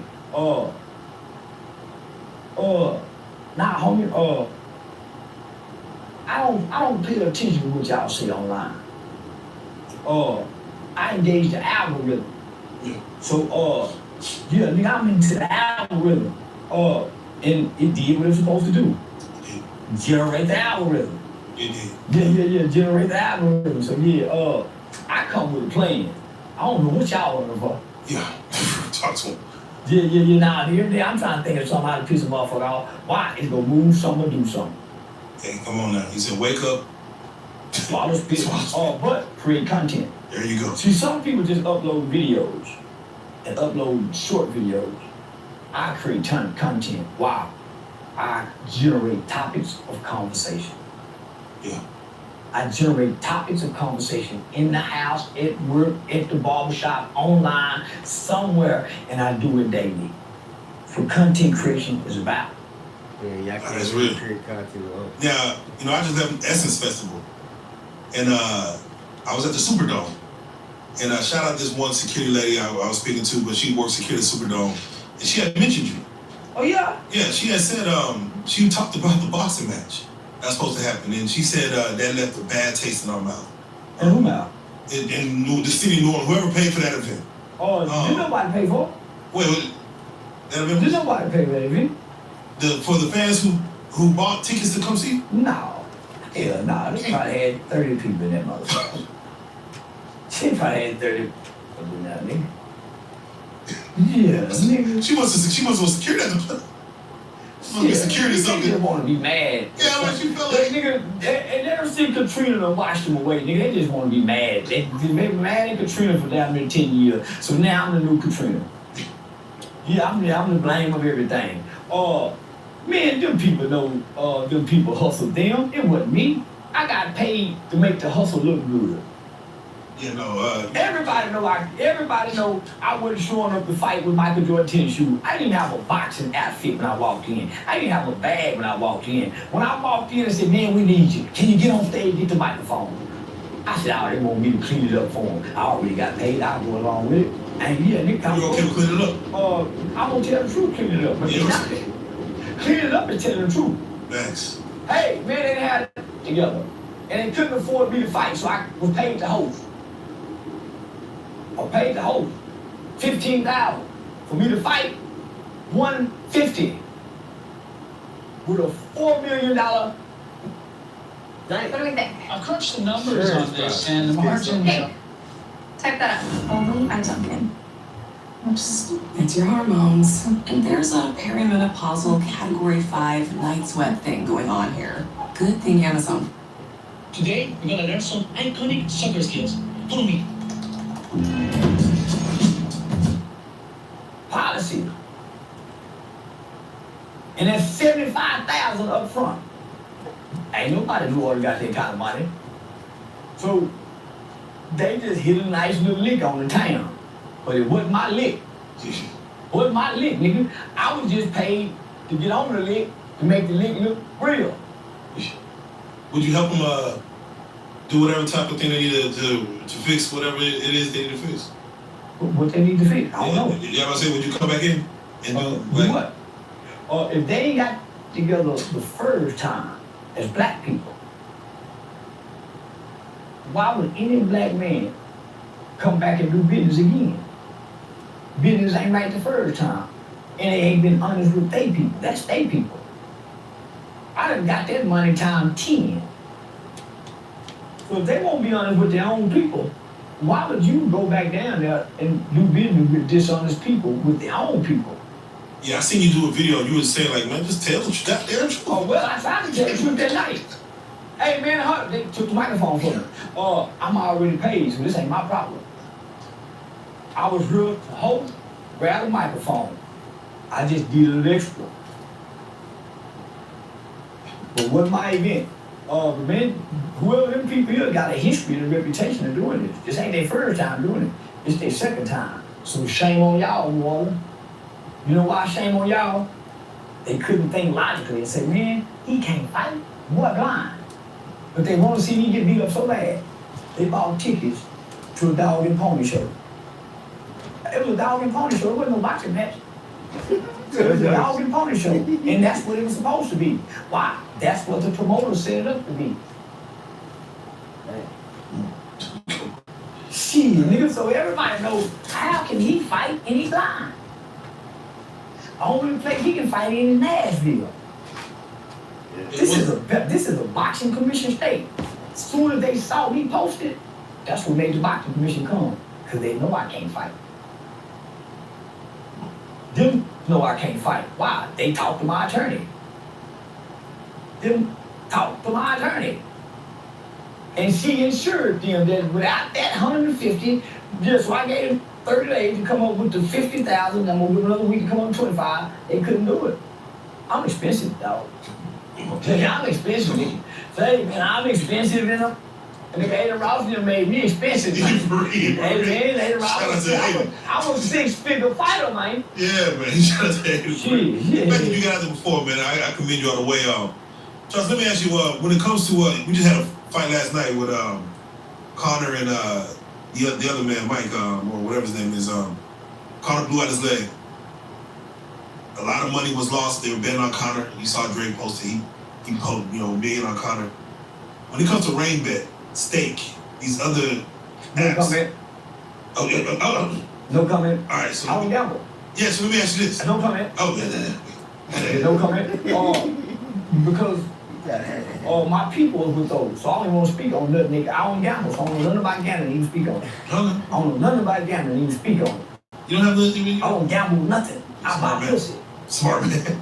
Yeah, I buy interstate commerce, don't cross state line, in the name of something else. But no, nigga, I don't gamble. Gamble, I heard the man who built Vegas, Bugsy Siegel, say upon building Vegas that gambling is for suckers. Gambling is for suckers. Well, let me just ask you, should it be easy accessible? Like, be your phone app versus... Gambling is for suckers. Yeah, that's Sucker. Yeah, I don't gamble nothing, nigga. So, Charles, you mentioned about buying vagina. What the most you have paid? What they ask for. Sometimes they just want fun. What the most will you pay? What they ask, what they want. They want 5,000. What they want. They might want 10. You paying 10 for the cat? If I want it, yeah. I give them what they want. If I want it. So wait, there's no negotiation? If I want it, no. If I wanted something, I go into the store. I don't ask, hey man, can I get that for a discount? I want that, man, give me that. When you want something, you don't look to discount it. I want that. Yeah. And you want it? Yeah. I ain't on the budget. And I ain't looking for a hoe on one either. Yeah, no. Yeah, if I like what I like, nigga, ain't no amount to what I give. She can get what she want. If the amount is too low, do you get like hell? I ain't gonna let it get too low. Oh. Cause if you let it get too low, that means you picking low hanging fruit. I'm gonna raise her up. There you go. Bitch want 200, I'm gonna give her 400 so she don't feel some kind of way about that little bitty number she can't think past. Change the price. No. She might not only think 200. Yeah. But when she starts spending that 200, she might be feeling some kind of way about it. She ain't now, so I'm gonna give her more than what she asked for so she don't feel how she think. Low. That's the cheat code. Come on. See, most, if she say she want 500, want to give her 450. Yeah, she resentful, nigga. And now that's why she try to play on you all the time. Nah, nigga, I'm gonna play by letting her play on me. Is this before the transaction? Is it before? What you mean? I don't. What you mean? Yeah, this is after you pay after. When y'all like each other, it ain't nothing about nothing, nigga. It's just we both taking care of. Alright. Yeah, now when you like what you like, and nigga, when you like what you like, and she like what you saying, she ain't gotta like what she see. She like what she heard. Her hearing will make her like you for what you saying. Yeah. See, you niggas, man, you niggas get it out. See, you niggas just think dick and pussy. You niggas don't think left brain, right brain, front brain, back brain. You niggas don't think game, nigga. So, a woman ain't all about appearance. Sometimes you can make her laugh and be ugly, get her with no money. Yeah. Then nigga, you show up handsome and was stale and got everything together, don't take you a little money. Then there's some got everything and still can't get her. Yeah. And then he buy. See, my looks can't get you, my appearance can't get you, my conversation will get you. What do you need? What do you need? And if she don't need nothing, then okay. Sooner or later she will. What you say she need a man? Most women ain't gonna say she need a man. Most women need a money, they don't need a man. Transaction. Most women got a man, but the man ain't got no money. So there's plenty of men showing up as men, but they deficient men. They can only meet their needs and some of her needs. And she can meet her needs and none of yours. So nigga, you got to come showing and improving. Man. Your good dick only lasts for so long. Once both y'all get through comedy, nigga, bills rule. So I heard you recently say that you the black Chud the Builder. Yeah. What is about him that drawed you to him? Oh, he would, in a mean way. Like you. And I always heard they wouldn't take. I ain't never seen them attack him. Take it to him like they would take it to another. For the most part, I seen disrespect. They kind of laughed with each other and found a common bond. And he just playing like he don't like. I did that for her. Hey, no, yeah, once the cameras is on, I'm like, y'all don't see the cameraman? Like, this is content. Oh, well, he laying there to shoot one of you like he did and makes one of you. I am too. I'm just not antagonizing. He's antagonizing. That's the difference. Yeah. Y'all don't walk up to people for them. I don't bother nobody. You have to find me for me to bother you. I don't wake up and say, y'all listen to me. Watch me. You have to come look at something I done said and be offended by what I done said. So I ain't bothering you. You clicked on me. So if you come with me, I got everything you supposed to have for it with you. Everything. Yeah, everything. Yeah. Should he have gotten a bond based on just laws and the way things are? Or do you feel like they're taking it personal because? Oh, I can't say. Yeah. Everybody's afforded the right to a bond in America. I didn't know it may be coming with the laws on that. But he's already out on another charge. So he's already violated one bond by getting in trouble and needing this bond. So it's catch-22. Yeah. Yeah, they said money from a GoFundMe wouldn't even help. I didn't understand that. I do. Yeah, man. Anytime you're a criminal, you can't use your criminal status to raise money. Makes sense. That's why they shut down Carmelo Anthony GoFundMe. He's now a convicted murderer. Makes sense. Yeah. Thank you for the game. Thank you for that game. Yeah. Charles, I gotta get your take on this, man. If you can speak on it. I'm sure you've seen the video, but let me just get your take on Big Ticket, man. Trying to get your phone from Call me back. Yeah, trying to get your Big Ticket's video that's going viral, trying to get his phone back from his wife. People looking at it two ways. Say I tell people business. Yeah, say. They don't even have me know my and we all done that to our. Yeah, I'm saying we all done that to our. And he wasn't doing none of that hoe. Yeah, I'm like. Cause I don't just give me my phone. I'm gonna be snatching it from. Bitch, shut your ass up. Boy, you better get out. Get my goddamn phone. Man, yeah, I've been doing all that. This nigga, man, this bitch been doing it for 10 years. I guess my question is, this bitch on the run for kidnapping. Man, bitch better get your phone. I guess my question is for you. Stay out there, bitch. No, for you. What would be in your phone for you to be so? Say, man, don't do me like that, my nigga. I gotta come on, don't come on, nigga. Man, say listen, it's certain questions we as men stay away from. Oh yeah, no. Come on. Yeah, we all know we got a hole in the phone, nigga. Yeah, come on, man. Yeah, come on. I'm sure Big Ticket won't worry about none of that. So Big Ticket won't worry about none of that. Hop on the phone. So, hey, man, my nigga, no man is comfortable unless he's been up under this woman for the last 10, 20 years with her just hitting the phone. Man, I try to stay out there in domestic violence situations. Because all these years, homie Tigger ain't never been in the limelight for this. So I ain't never spoke on it now. I don't want to speak on it then, nigga. Yeah, no, God bless that, man. It looked at innocence. So I don't even want to know if I say no comment. Just stay out there dick and pussy talk. I got a question for you, because I know you was speaking about this, And y'all think you can whoop on you. You and your can fight and should nobody be involved.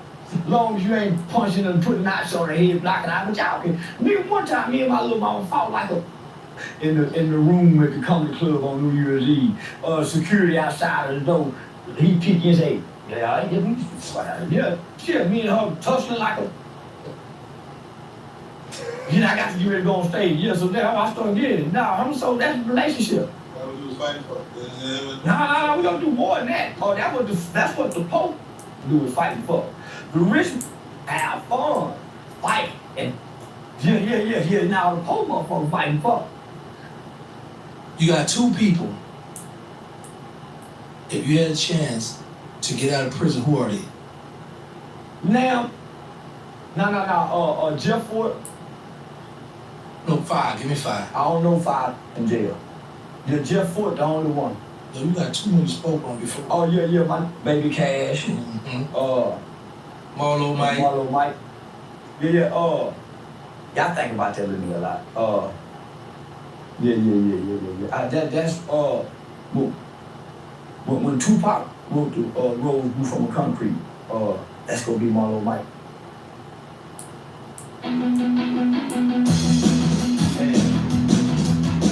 Come to find out, Marlo Mike, my age, Boosie Killer, Boosie Hitman. You know what I'm saying, man? Damn.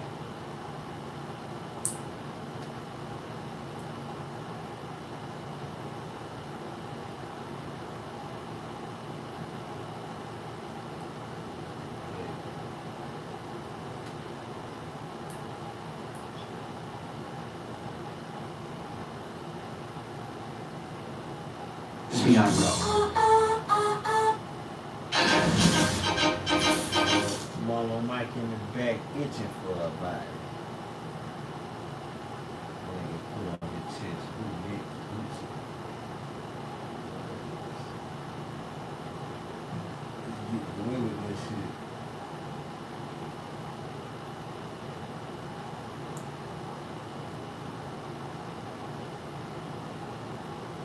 At what point do you feel redemption comes for a man?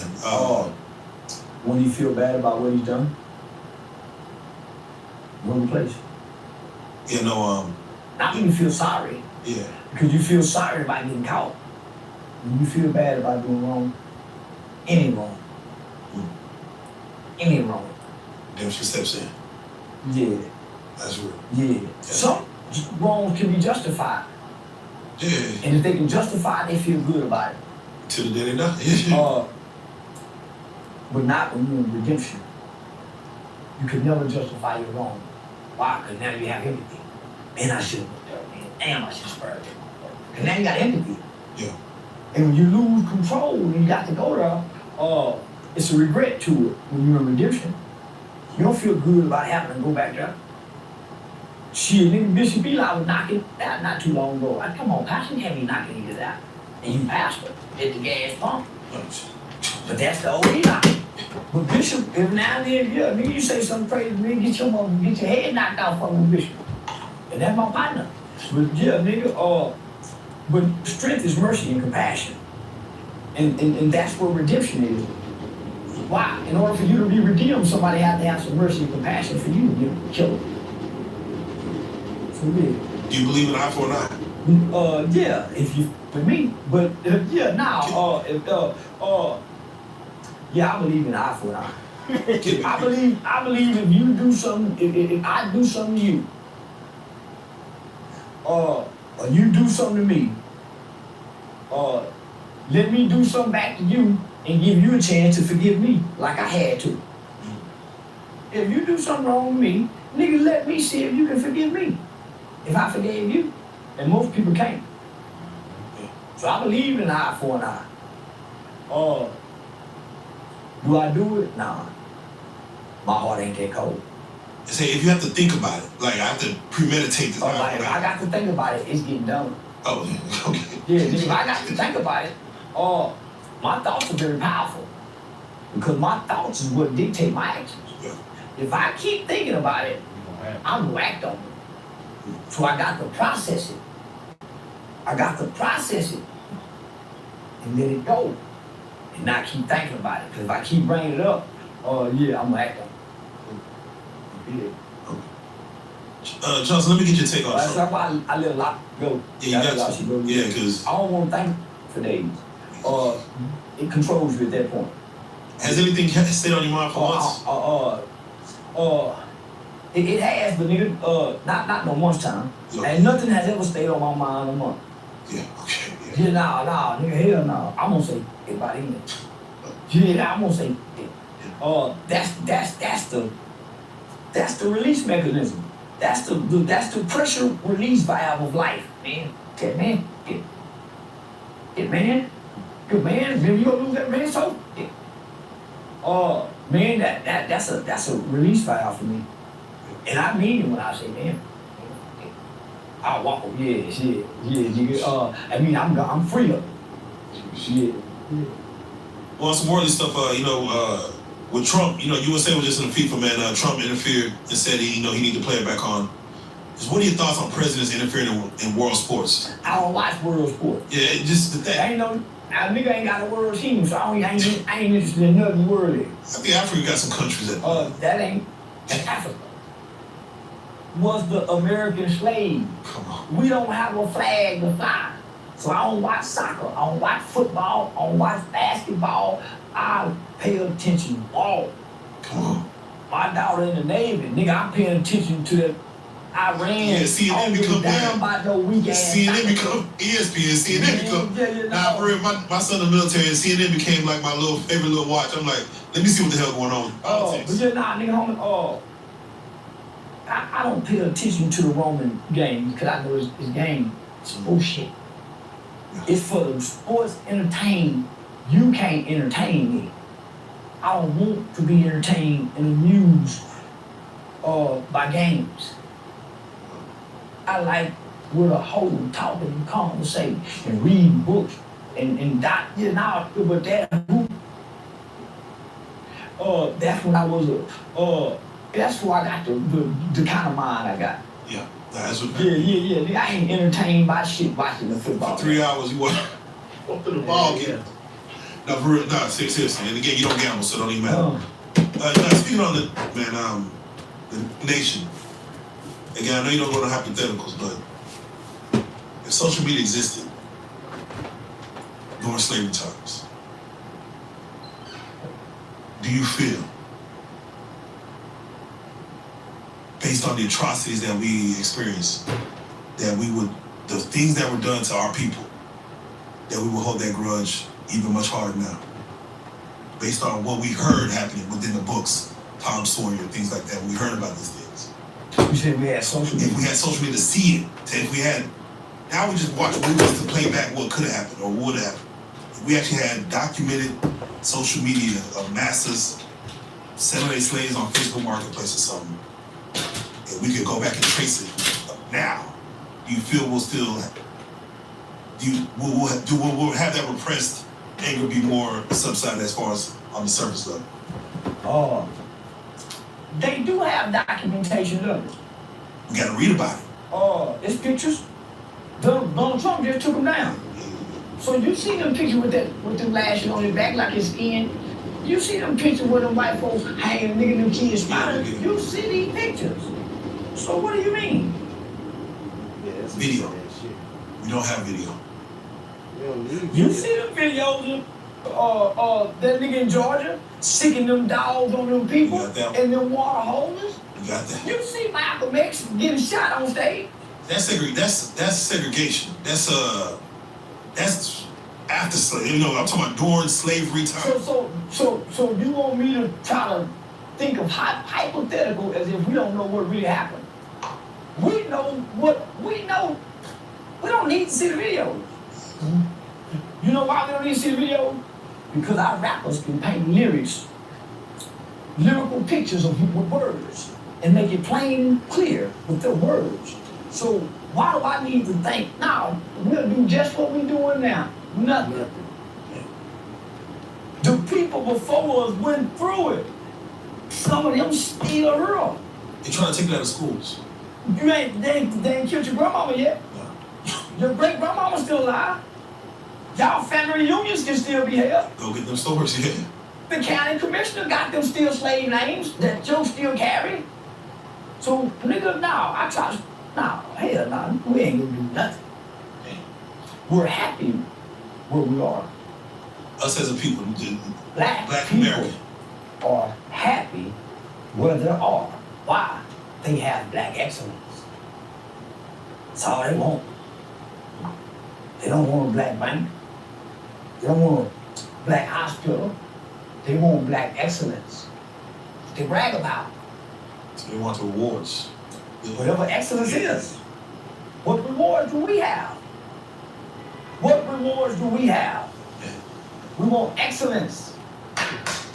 Ceremonies, gatherings, Oscars, affirmation, validation. What other rewards do we get? With the lowest pay, that's the shit we need to get out of we don't have equal protection nor equal rights. is missing. What more video do we need to see? When we seen them white boys talking to that in the pool, in the water, your mom's looking for you because your dad's in prison. What more do we need to see? Yeah. They angry. Yeah, well, the Black Panthers, the 70s, them niggas got off on dope. Why are we looking back to the 70s? I'm saying, weren't we No, we weren't. Oakland had the Black Panthers. Yeah. Chicago did. They was kids, man. They was teenagers. So who are we? LA had the Crips and Bloods. So who are we? And why we keep looking back then when me and you got kids? The gatherings. But what gather? I wasn't there. I was born in 77. Since I've been alive, let's talk now. Yeah. I wasn't alive during the Panther time. So I can't look back then. Black Lives Matter would have came together. For this situation. For what situation? This young black man missing. He wasn't killed by a police officer. He only come to police officer shootings. Why do we wait on Black Lives Matter? Why me, you, say Cheese TV, gangster, why we ain't came together with? I'm like, I can't go. So I'm saying, nigga, we look at them, nigga, why we ain't came? Why ain't nobody that's talking about it came? And quit talking about it, nigga. That's why I don't get into it. Man, that's what it should. You ain't gonna do nothing but talk about it. So don't make it content. Cause the white boy think you entertaining anyway. He don't take you serious. Why? Cause when y'all out there with Carmelo and y'all doing something like this white people. Anybody can just leave y'all. You get tough and bad. And y'all have both of you black women out there. Every time y'all get together, y'all got y'all black women out here with y'all, ready to die at the slaughter with y'all. It ain't never 1,000 men. Right now, the strongest person in Texas, voice and face, is a black woman, Dr. Candace. Ain't a strong black man. How can the white man respect us when our women are the ones with the bull horns and the whips? They had a white man outside there named Jim Lane every day saying they're gonna shoot him in his head if he found not guilty. Where was our niggas there saying we gonna shoot him in the head? We all on line with our opinion, man. So I say stay out of it. Let's talk entertainment. But niggas, let's not go over that with this. Yeah. We gonna provide entertainment. Yeah. So I try to stay away from it. Why? I ain't gonna do nothing, we ain't gonna do nothing, y'all ain't gonna do nothing, so let's keep getting paid. There's some people that will look at you as a voice. Look away. You tell them look away. Well, what person will look at me as a voice? When you look in the mirror, who your voice? I'm not your voice. I don't care about nothing you go through. Let me tell you this, I don't care about nothing you go through. When I woke up in the morning, I saw my mama's table with none of you there. So I don't think us. I think we. This is a true story. Ever since I was a little boy, I've been thinking we. This is a true story. I was in a barber shop and barber says, I saw Charleston White interview. He told Carmelo Anthony to read a certain book or a couple of books. So he went out and got those books. He's like, I'm on chapter 3 of, I think the New Jim Crow or something like that. So meaning, based on you telling a man on what you read. That's not a voice. This is a 17-year-old kid with a murder case on it that's home confined. It's about to mentally go crazy. That's not a voice. That's giving a kid something to do. Like all adults should do. I'm not a voice. Anybody sitting around wanting another to be your voice, you lost already, stupid. What kind of man, nigga, these black people now, my granddad and them wasn't, before us, didn't listen to Dr. King. Y'all did. Why y'all reference him. If you go watch the movie The Butler, they wasn't following, nigga, they thought something was wrong with him, wanting to eat and join with white folk. Dumbass little boy. Nobody wanted that. But y'all. My grandma still don't want it. The old, now y'all want it. My grandma don't give a fuck King. Cause he didn't know no better. So now, miss me with that talk. I'm happy being disassociated from what black people believe they believe in. I believe in the white man wholeheartedly. Why? He got a military, that's why I put my dog in.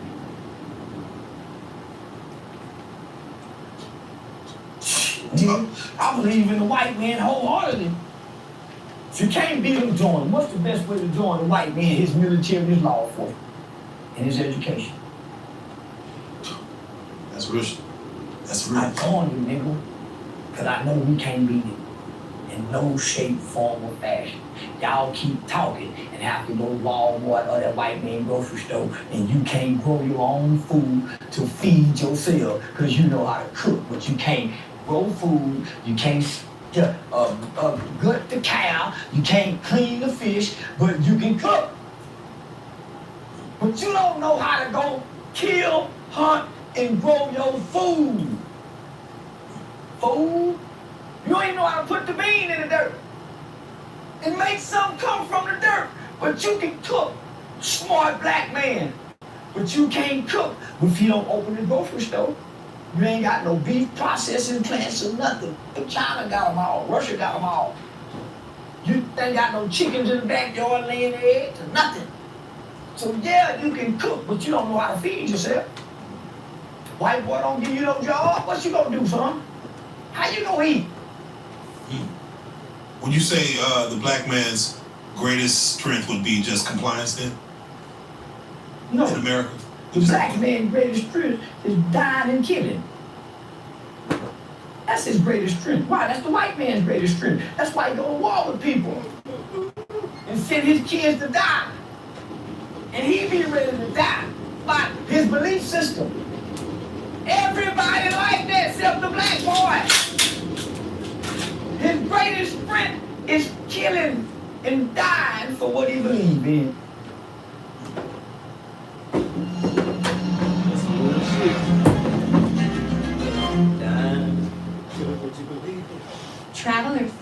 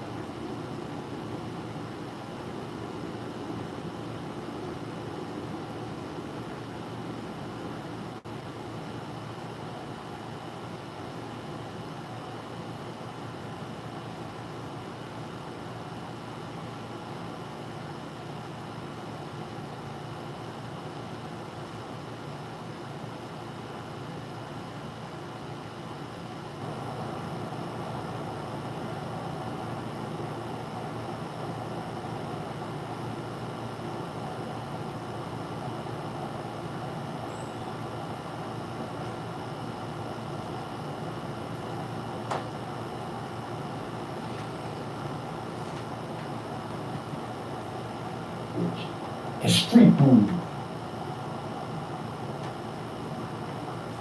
Go kill, hunt, and grow your food. Food? You don't even know how to put the bean in the dirt and make something come from the dirt. But you can cook, smart black man. But you can't cook if you don't open the grocery store. You ain't got no beef processing plants or nothing. But China got them all, Russia got them all. You ain't got no chickens in the backyard laying eggs or nothing. So yeah, you can cook, but you don't know how to feed yourself. Cat wings. White boy don't give you no job, what you gonna do, son? Dang. How you gonna eat? when you say the black man's greatest strength would be just compliance, then No. in America, The black man's greatest strength is dying and killing. That's his greatest strength. Why? That's the white man's greatest strength. That's why he go to war with people and send his kids to die. And he be ready to die by his belief system. Everybody like that except the black boy. His greatest strength is killing and dying for what he believes in. Not how he feel. We dying for how we feel. Man, I don't like that bitch ass nigga. We dying for how we feel, not for what we believe in. Cause we ain't dying for our families. We dying for our hoods and street food. Ooh. So yeah, no. The black man, nigga, he don't know what to, he don't know how to do nothing but comply out of cowardice. when we look at what we look at with these white folks and how we complain about this, for us not to do nothing, 10 niggas ain't woke up when and died nowhere, blew up nothing. Still, we might get one. You might get two together. When? I mean, you know, you got your Dallas situation. That was one. That's one. Yeah, I don't see two. How many people honor him though? How many rappers, how many black entertainers even mention Galvin Long or Makai Johnson? How many? How many black people pay homage, nigga? He gave his life to man. Yeah. Not that you honor death and destruction. Some acts are honorable, no matter how destructive they are. I listened to him before they blew him up. He was an honorable soldier. Yeah. Heard this one. Yeah, no. Us as a community, are we susceptible to break our morals for money? Do we look for that leg up? Are we all so impoverished that we would give up our children, we would give up our morals for financial gain? Hell yeah, everybody do that. Why you think you put them in public school? Why you think your kids in public school? Because you don't have morals to teach them. You rather send them to a school, you're not gonna feed them food that's almost equal to the level of dog food. So you don't prepare your kids with no school. You just name the people who send their kids to public school. Yeah. Or when you say they're complying with the system, no. They feel like this is No. the American system. No, this is not the American system. The American system is homeschool. Yeah, they allow you to teach your kids, right? The real Americans homeschool the children. Correct, yes. The parents who love to send their kids to school because they get a break. School become a babysitter for parents. Why you can't wait to put them in daycare in school? That's why when they're out of school, you can't smell kids got to go to school. You're their parent. You exchange your morals. You tell your kids, hey, I can't come to this today. Hey, I can't come home and cook. Hey, I can't come to your school while mommy got to go to work. So you sell them out for your money too. Every America have to sell their kids out if they don't have a stay-at-home mom or dad. Somebody got to neglect the kids to go work, right? Yeah. Somebody. Yeah, right. Mama had to go to work. Thank God for great grandma Mamie. Thank God for grandma Betty. Thank God for all her kids, because mama could drop my ass off at grandma's house where she can go to work in peace, come back home to her brand new crib, pay her bills in peace, relax and get ready for work the next day. And, you know what I'm saying? Take care of herself. You know what I'm saying? So thank God grandma could raise me while mama could go to work. You know what I'm saying? And then I'm mature enough to do the right thing in life and not to get in no trouble and not to call their mama to get out of work. My mama ain't never had to come out of work to come to my school about what I done did. She ain't never had to do that. You know what I'm saying? So don't just put it on us. It's just the white folks and Mexican folks have a two-parent household and we don't. So the single mother is left with very little resources, and the father is left with no resources and no real strong connection to the children because he lack resources.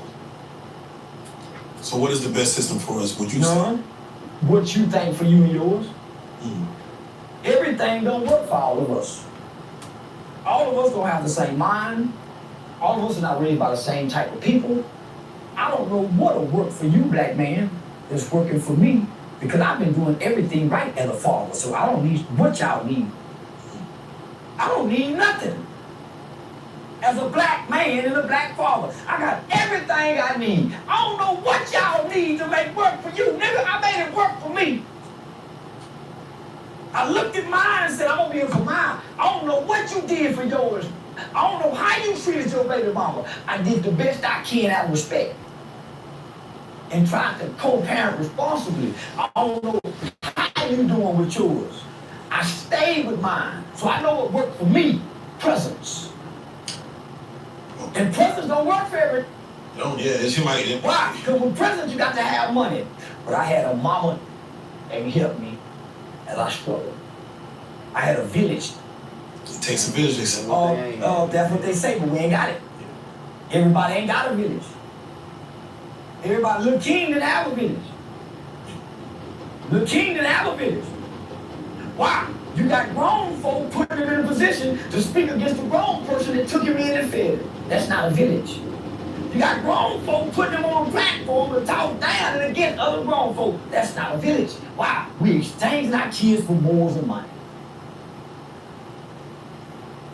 Break it down. But turn the mirror around for us to see it, and let's make it that this is what we're doing. Except me, I didn't have black kids intentionally.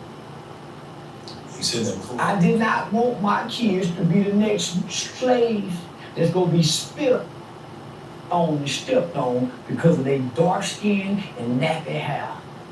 We already see it today. Yeah, so you knew what they I was know gonna I come can't. I've been removed from society.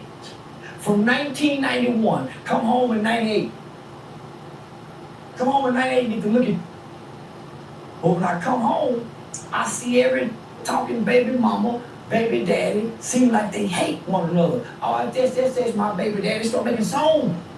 I thought that was crazy. Every black man, every black woman I saw had a baby with each other, seemed to hate one another in the name of baby daddy, baby mama. They didn't say that's my kid's mother. So we create a cultural term strictly for us, baby daddy, baby mama. A shameful term. Yeah, it is shameful. So guess what I did? I made a wife. I didn't make her baby mama.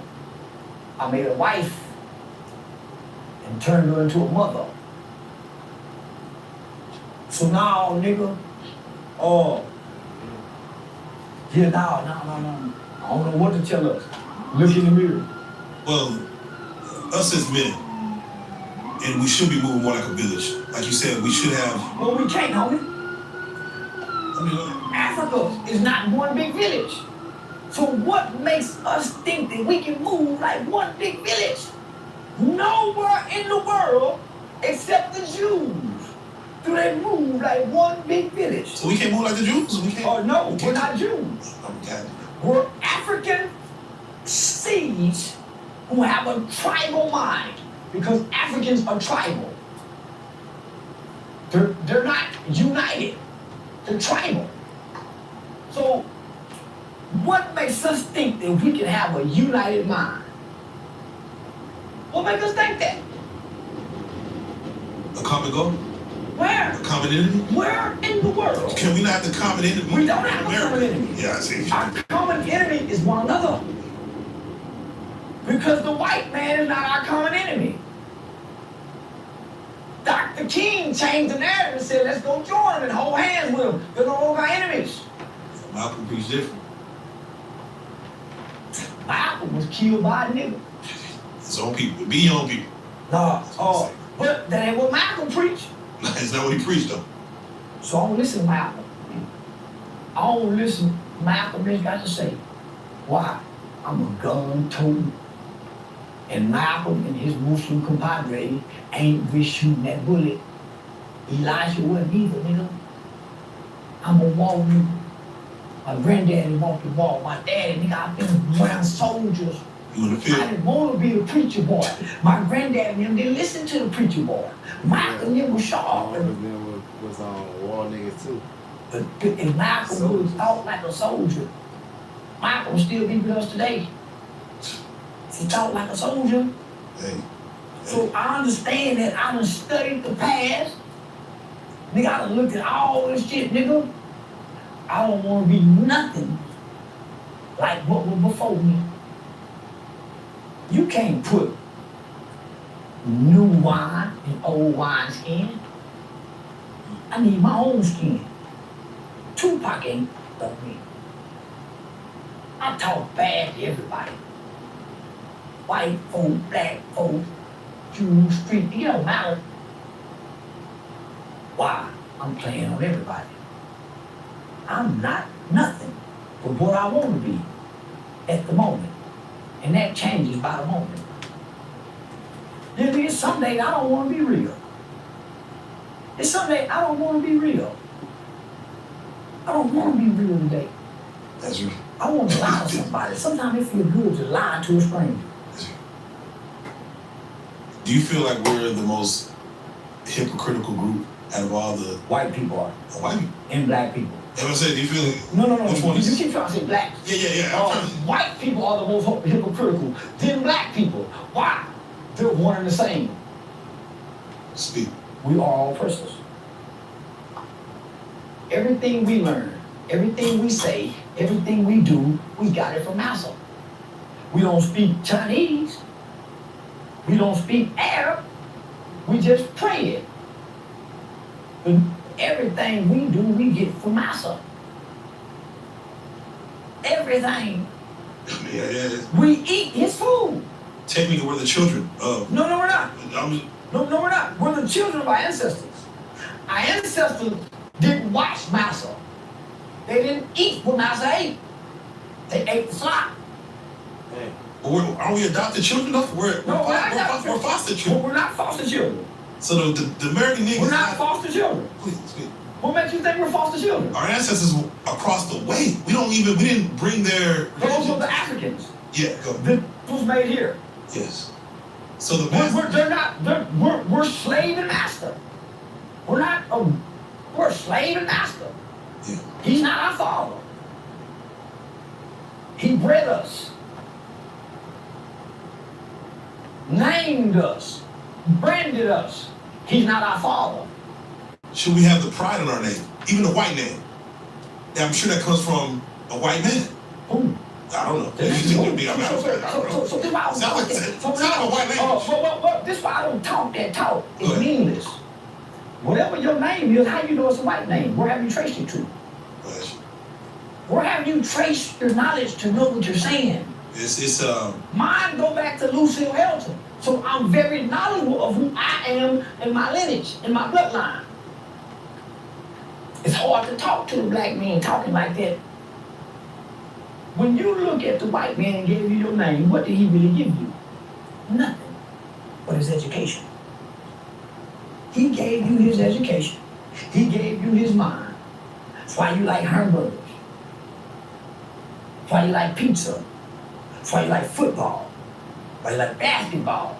That's why you like to say something. Like his holidays. That's why you like to say something. That's a white man's fetish. The black woman never had to put the genitals in her mouth. The black boy never ate the booty. He didn't start doing that till he got the white man's porn. He didn't start doing that till he got the white man's porn. He didn't start acting like this till the white man started letting him get his drugs.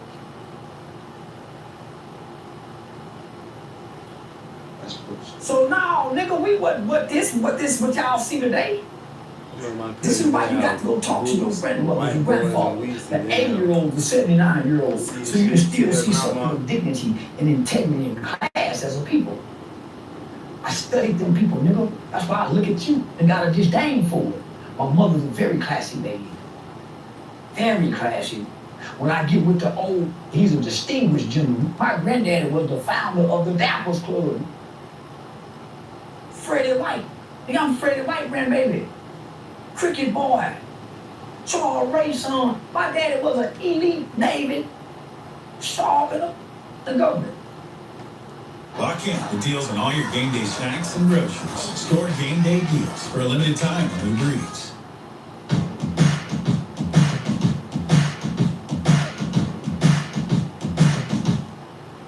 CPAs, consultants, wealth advisors, and neighbors. CLA. Charleston talking that talk as usual, man. You gotta tune in and listen. Pick up the game and drop it down. I come from two strong, intelligent minds. So if you ain't proud of your name and went and took the hood name, I'm sorry you don't like your mama. I'm a white. I ain't a crip. It's always been a thing to be a white. Wow, my family made me feel like his name means something. My granddad and grandma were the first black people to own a hotel and restaurant on the west side of Como, living Fort Worth, Texas, nigga. So yeah, now, should we look? We should look for nothing. Yeah. What you should do as a black man is stop coming outside trying to get in a group and say we. Turn your around, nigga, and go look in the mirror He keeps saying And that. fix what you see in the mirror. Start with the people you done hurt. You tell a lie every day to a person you love. You go spend time with all day long and barely spend time with your kids. You chase more than you do. You intentionally lie to the people in the house to go be with some people that are not in the house. Why you worried about what black people are doing and you ain't got $100,000 life insurance policy? Why? Black people are gonna suffer no matter what you do to try to fix them. Why? Black people don't want to be fixed.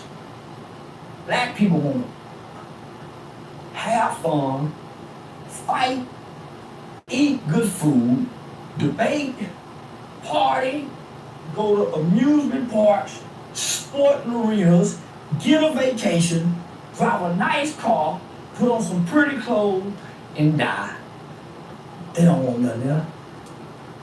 I've been watching us for 50 years. And I'm watching them get a certain age, don't want nothing but what I just named. Including myself. But I know my kids want something else. So I went and learned what a will and a trust is. And I ain't trying to buy no land. I ain't trying to invest into no stocks. I ain't trying to do everything through that will and trust. Everything. If I got to go paying $4,000 a month to keep you, I'm putting all up. That land, them stocks, that's what carries. So once I got that game, I'm set for life now. I can die happy. Because I get to get what every black man want to get before he die and pass them on down when I'm gone. That's the legacy of every man. Fix your week if you can't do that. Would you say a life insurance policy, probably if we just focus on that for our children, nope, we could probably... Stop saying we. I don't know what black people... Yeah, not even black people, just... I don't know who. I don't know who. Because nigga, most people don't know how to pick the policy. Most of them don't know the difference between term life and what?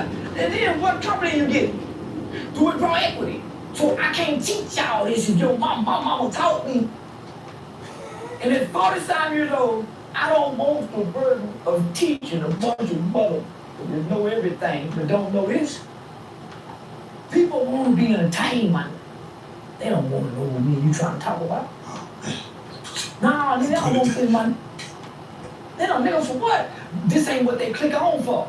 That's not in their search engine. So they don't click on your video to hear discount. I do. It's not in their search engine. How do we put it in their brain? Let me just ask you, how do we put it in their brain? Because why do you want to put it in their brain? Why do you want to put it in their brain? I don't know. We're trying to help this. Trying to help. Yeah. I'm not. I don't want to help nobody, man. But me and mine. There you go. You know how much life easier is if you focus on what you can focus on. And take care of what you can focus on. Waking up every day trying to focus on the world is why you where you at today. Black people. Focusing on the world fixes itself. But who fixes us? If you don't fix you, nigga, who? The world fixes itself, nigga. Climate, go overheat, go flood. The world gonna fix itself, even if it got to destroy itself. But who gonna fix us while we destroy us? So, I've jumped ship. I got mixed kids. I'm the last black. I'm the last black white. My brother ain't got no kids. My sister go marry. Her, she's a Taylor. I'm the last black white. And I did that intentionally. Because this skin is going to be a cursed skin. And it'll be worse than it was the first time, as it is now. A slave couldn't have went missing. No. Like this Noah dude. You know why? He's a property. He's a property, yeah. Somebody got to account for it. You're not property now, but you're own.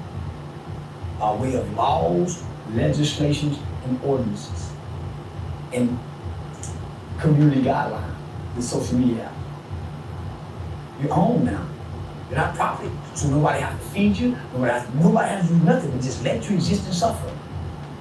That's it. That's what we are now. You can't get a job. AI, robots treat you black. So what? Come on, homie.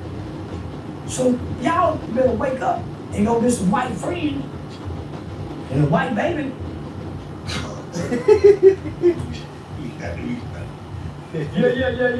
I'm finna tell y'all why. This is why media outlets in their mama's house or their girlfriend's closet are not credible. Yeah. Nobody listens. Nobody believes a breaking story. And this breaking a story ain't got 1 million followers. And then when you break the story, it don't get 100,000 views.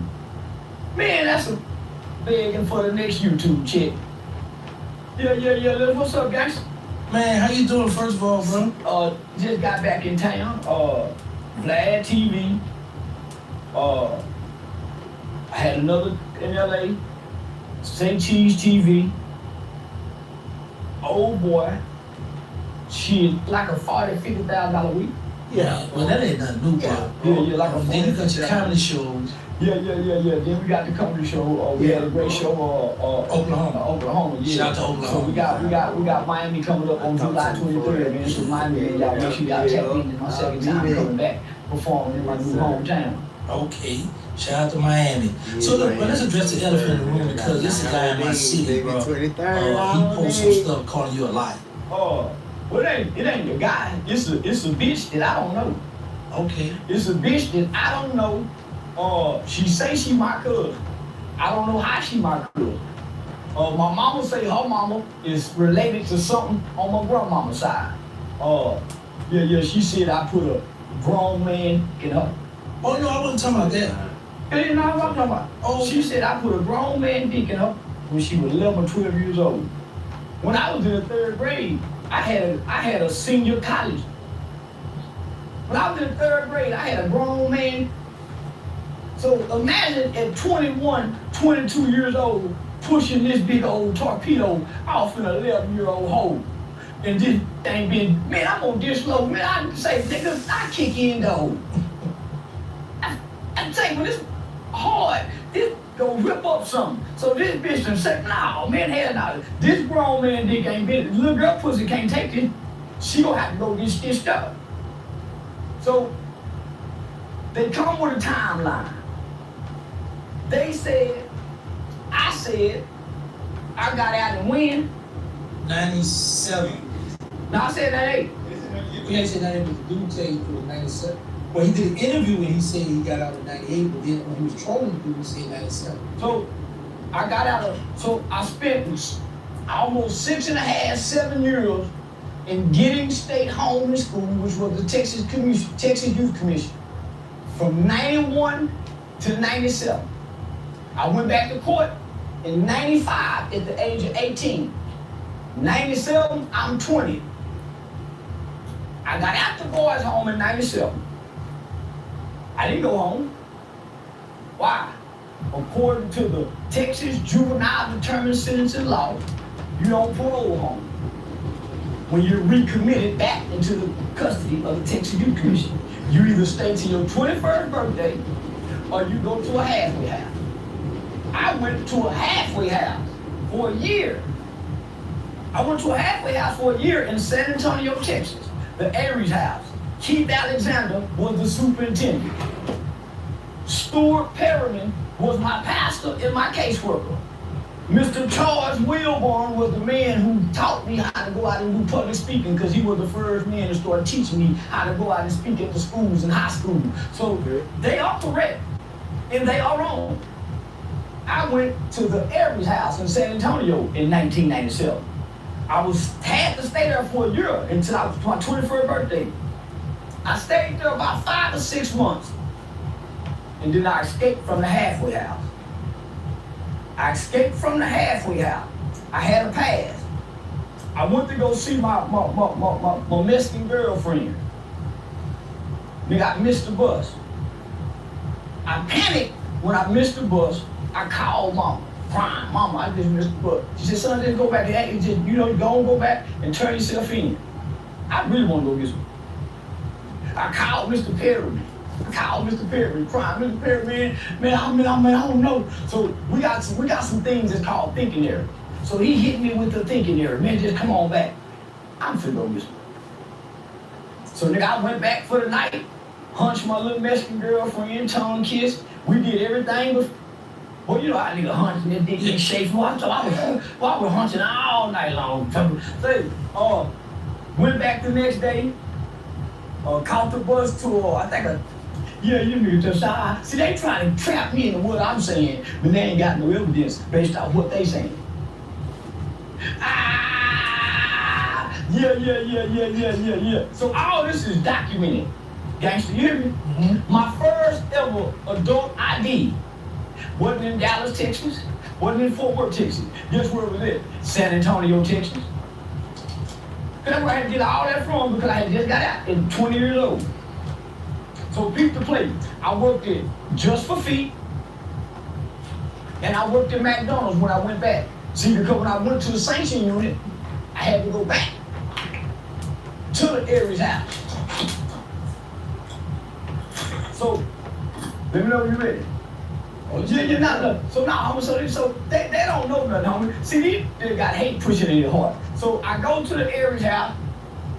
When I go back to the halfway house, I called Mr. Perry. Mr. Perry came and picked me up. They violated my TYC parole. So I went back to Giddings. I stayed in Giddings for like 30 days waiting on my TYC parole hearing. I was sentenced to Brownwood Sanction Unit. And the sanction unit was for parole, for TYC parole violators. I was sentenced to 120 days. It was like a boot camp. So you might hear Dewberry talk about Monk. So me, Monk, Dewberry, all of us was in Giddings together. Monk had got out like about 2-3 years before me. So when I go back to the sanction unit, guess who I see? I see my Monk. That's how me and Monk got reconnected. So that's how. So I'm in the sanction unit when Mike Tyson had the fight and bite out Holyfield up. I'm in the sanction unit the night Mike Tyson have a fight and bite out Holyfield up. Monk brother and them called the payphone, but we could get calls from the payphone. So I do 120 days in the sanction unit. I go back to San Antonio Aries house to complete the remaining of the capital offenders program. We well into 98 now. We well into 98. We well into 98. So peep the play, right? So when I get out, we going into 98. We're in 98. When I get out, I go to Fayetteville, Arkansas. Why? Because when you become a ward of the state in the state of Texas, meaning you go to the Texas Youth Commission, your college education is paid up to a PhD. Listen, when you're a ward of the state in Texas, your college education is paid up all the way up into a PhD for lifetime. That's how I ended up at Texas Western University studying law. So let me back up. So I leave the Aries house, parole home, mama throw me a party, I go to Arkansas, nigga. My cousin Stephen White was he was the president of the BSA in Fayetteville, Arkansas, at the University of Arkansas. I go up there and I find out, make money out of weed. I didn't know what a pound of weed cost. I didn't know how much a pound of weed weighed. But nigga, I jump in the car with my cousin and his little partner to make a trip. Now they done went and got everybody money. You know how they do in college, they got everybody money because the Texas got the cheapest weed. We come down here and get 10 pounds of weed. I'm playing big cousin after boys home, don't know nothing about nothing. I just got me some guns. I ain't even been out 8 months. I just got me some guns. I want to feel important. Let me drive. I'm at the boys home, nigga, I ain't never, nigga, let me drive, and there's weed in the car. I'm smoking weed and driving, swerving like and get everybody pulled over. Get everybody pulled over. But we jumped into some called That Sounds Good. named Nate and Julius, the biggest weed dealers out of Arlington, Texas.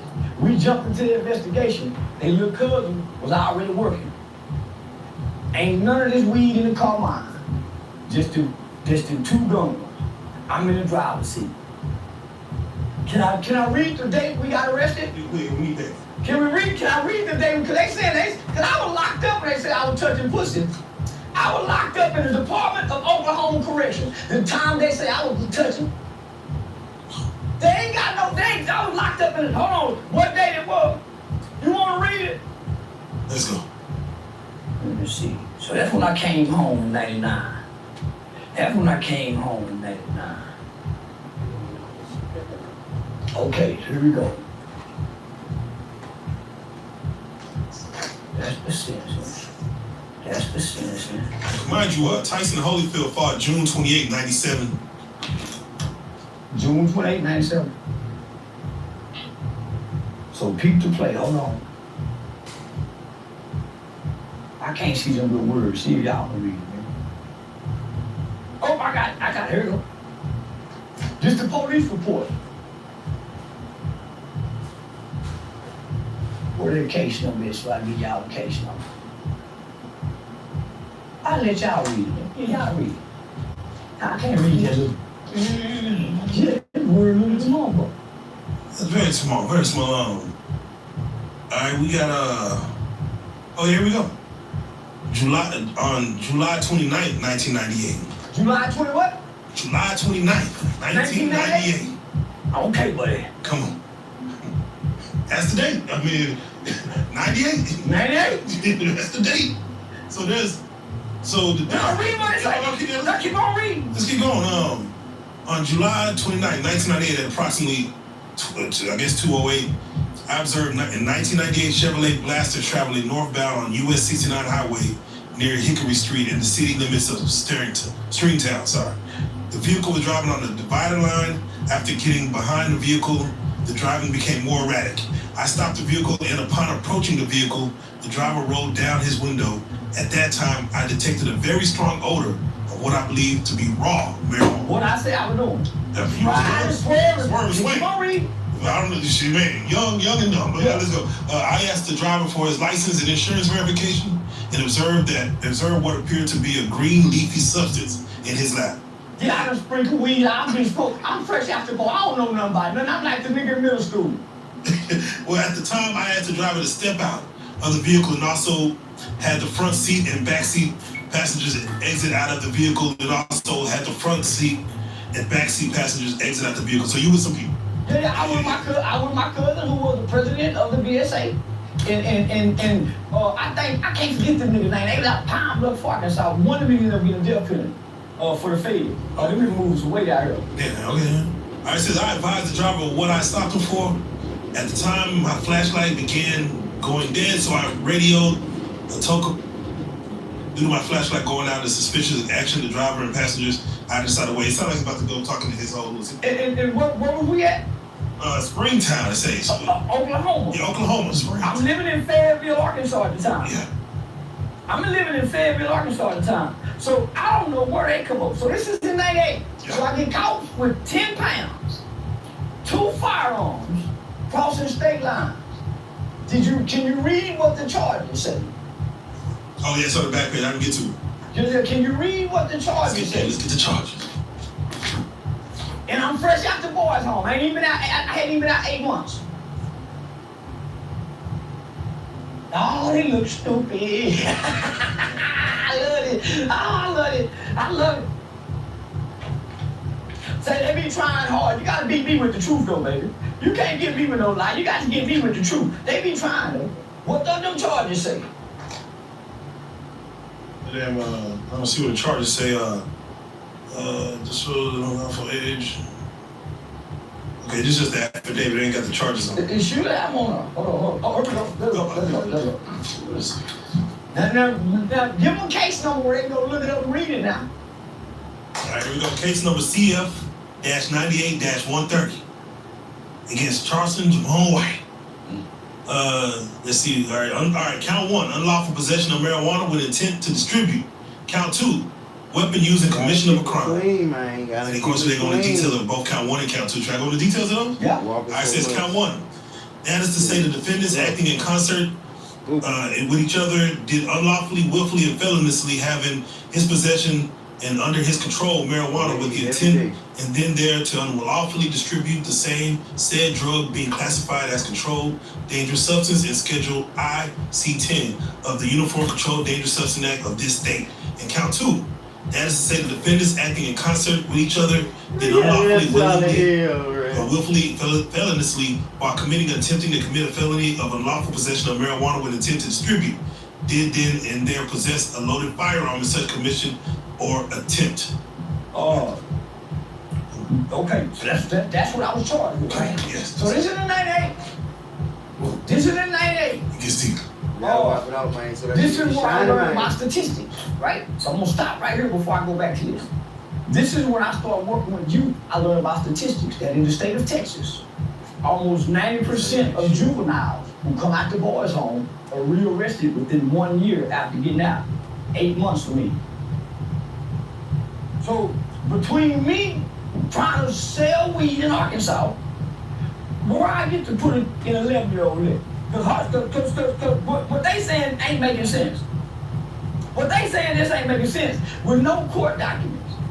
I left DNA in Texas with a murder case. Record seal.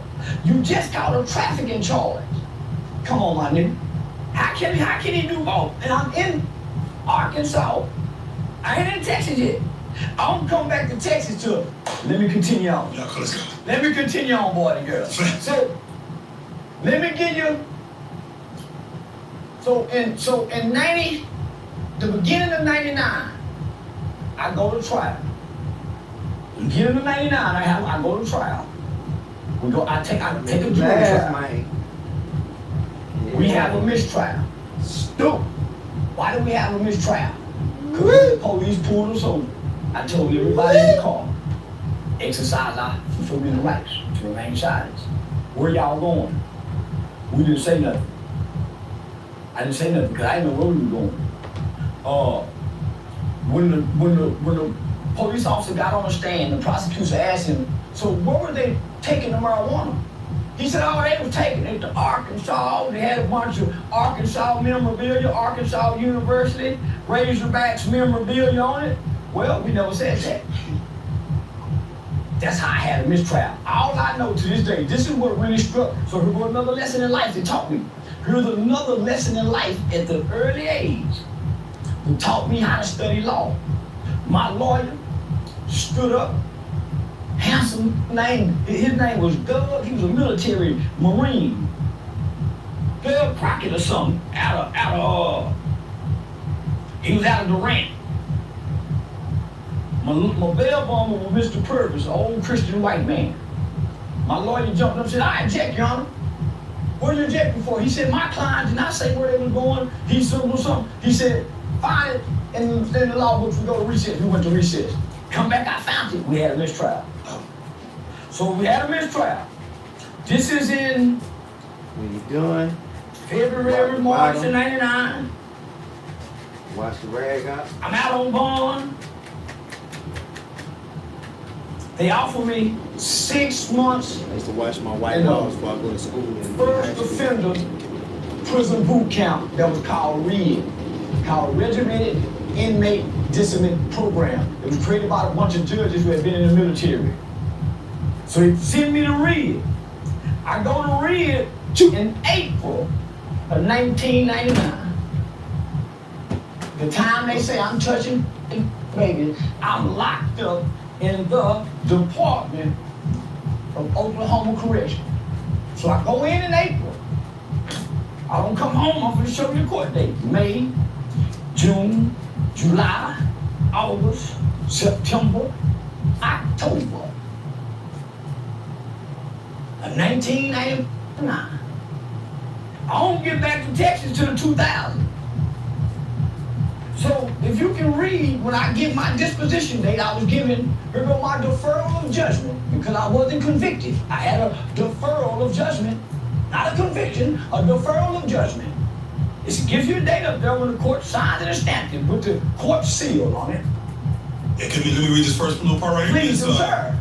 Under the state of Oklahoma. I told y'all versus Charleston. Jamone White. Yes, sir. Referral of judgment and sentence. Now, on this day, the 22nd day of September, 1999, this matter comes before the undersigned judge for sentencing, and the defendant, Charleston J. White, appears personally by attorney Doug Elliott, and the state of Oklahoma represented by Jason Christopher, and the defendant having previously, of course, it goes into the lawful possession of marijuana with intent to distribute, and it is therefore the decision and order of the court to defer the imposition of sentence, in this case, for a period of 5 years until September 22nd, 2004. So we done went from June of 98 to October of 99. Somebody off somewhere, right? Jackson, somebody off somewhere, right? Yeah, he gotta have the dates. I got court documents, sealed paperwork, stamped and court approved. Oh, man, so let me go on. So nigga, I don't come home to 2000 out of Arkansas. I don't come home to 2000 out of Arkansas. When I come home, I land me a job. I got my own place out at Wrangler Mill Crossing, off East Chase, right around down the street. I was paying $550 a month for a 650 square foot apartment with a wash and dry. I was paying $550 a month. I had a GMC truck.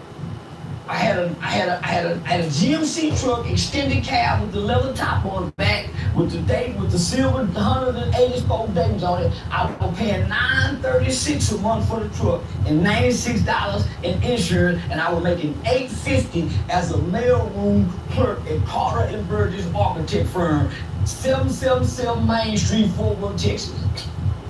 This is detailed information. This is detailed information. This is detailed information. So then, 20 years later, but before that, my mother been a foster parent for CPS. Boy, everybody that's come by that house got to get a background check. So my mama been a foster parent for foster children, CPS, for over 30 years. Not one kid I've ever said anything.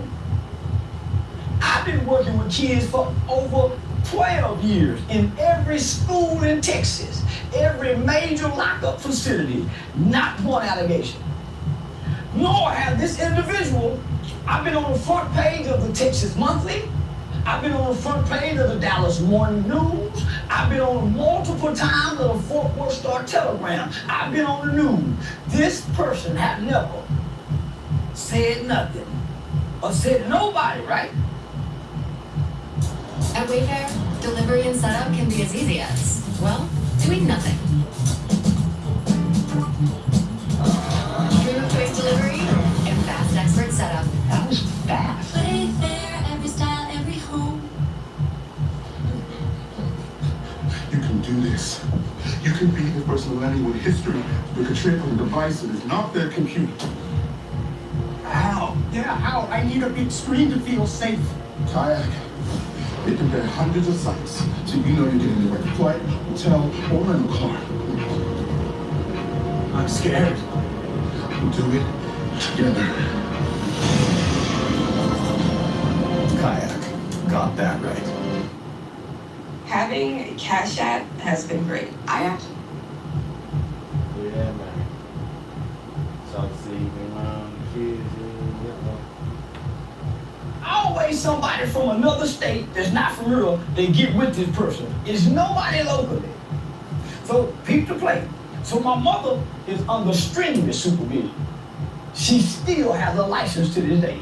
They work with over thousands of kids. One of the most credible CPS foster parent prison ministry women, Mama White is what they call her. Well beloved.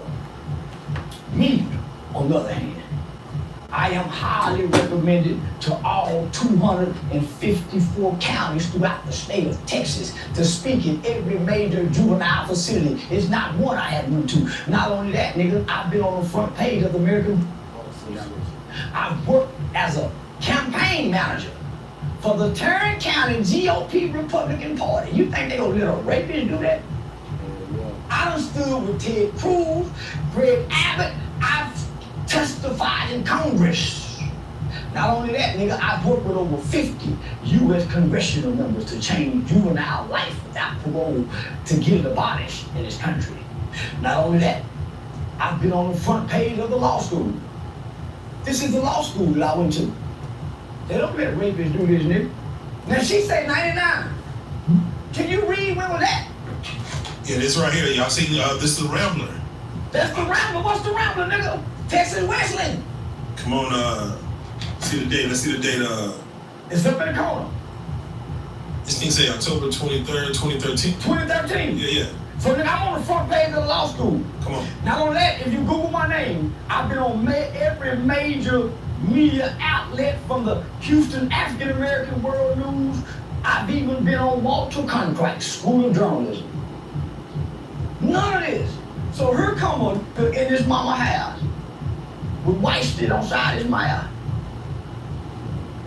thinking he can convince the world that I done took a little girl big as this here. So hold on, let me finish. I used to teach classes in 2019, 2018, 2017 for the United States Department of Homeland Security, Human Trafficking Division. Not only did I teach it with the United States Department of Human Trafficking Division, I taught it at Eastfield Police Training Academy. With who? Special Agent of the United States Department of Homeland Security, Keith Owens. Not only that, I also would teach at the University of Texas in Arlington, criminal justice classes. Not only did I do that, I would partner with the largest human trafficking organization in the world, Traffic 911. I partner with the Traffic 911 and I teach them how to respond. You don't think they do their research on niggas like me with a mouth like mine? Where's the evidence, Charleston? Google it. Matter of fact, can you read that for me, please, sir? Yeah. Just take your, please. This is say, man, just say. You see what that is? Look at that. I love making niggas look bad. Yeah. Till the nigga ask some money, I'll get him, but they ain't got it. Come on. Read that, please. Yeah. Now this is January 28, 2016. January 28, 2016. And they saying I was raping in 99. God damn. And I went to look, read all the people that's on there. Yeah, let's go. We got Cheryl. Hold on, let's just name what they titles and what organization. Yeah, we got distinguished speakers. Lizzie Speed. And who is Miss Lindsay? Director of Programs, Traffic 911. Director of Program, Traffic 911. That is the largest human trafficking organization in America that works with sex trafficking children. Yeah, we got Tim Powers, criminal defense. Who? Tim Powers. District Attorney.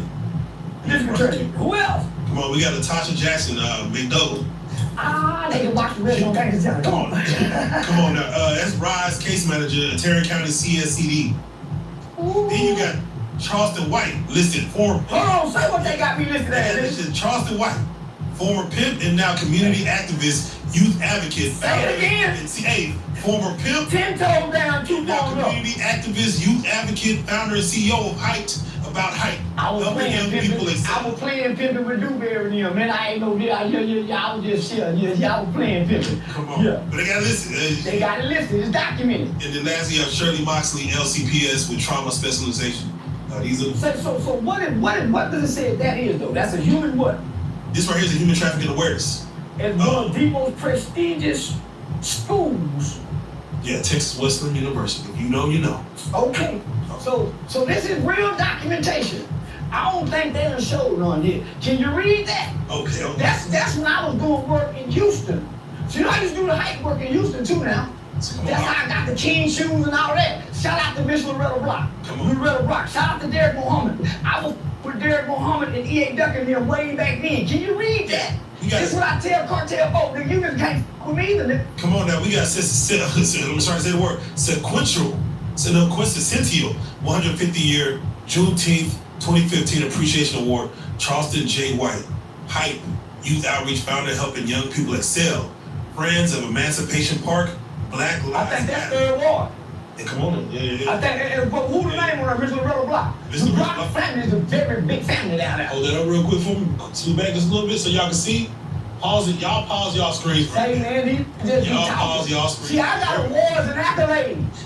And if anybody else just want to see some, I was on the front page of the American Journal. If anybody just want to Google that right now. The front page of the American Journal. They don't do that for them to touch a baby foot. So hold on, let me finish up. So this during the pandemic. This is during the pandemic. Cause I heard they say, man, ever since he thought they wouldn't let him in schools no more. I started with kids in 2012, 2013. After all my childhood partners started coming home from prison, from crime they committed as kids. But nigga, it was a judge by the name of Judge Fieldbar. I lied on these 2 FBI agents. When my nigga Monk went to the Fed, it was just lawman out of Dallas. Nigga, he was Daniel Torres. So one day they seized the truck. I had went and got a truck for my nigga, my name. And so they seized the truck one day. I had just got back from that's when we had the church phone.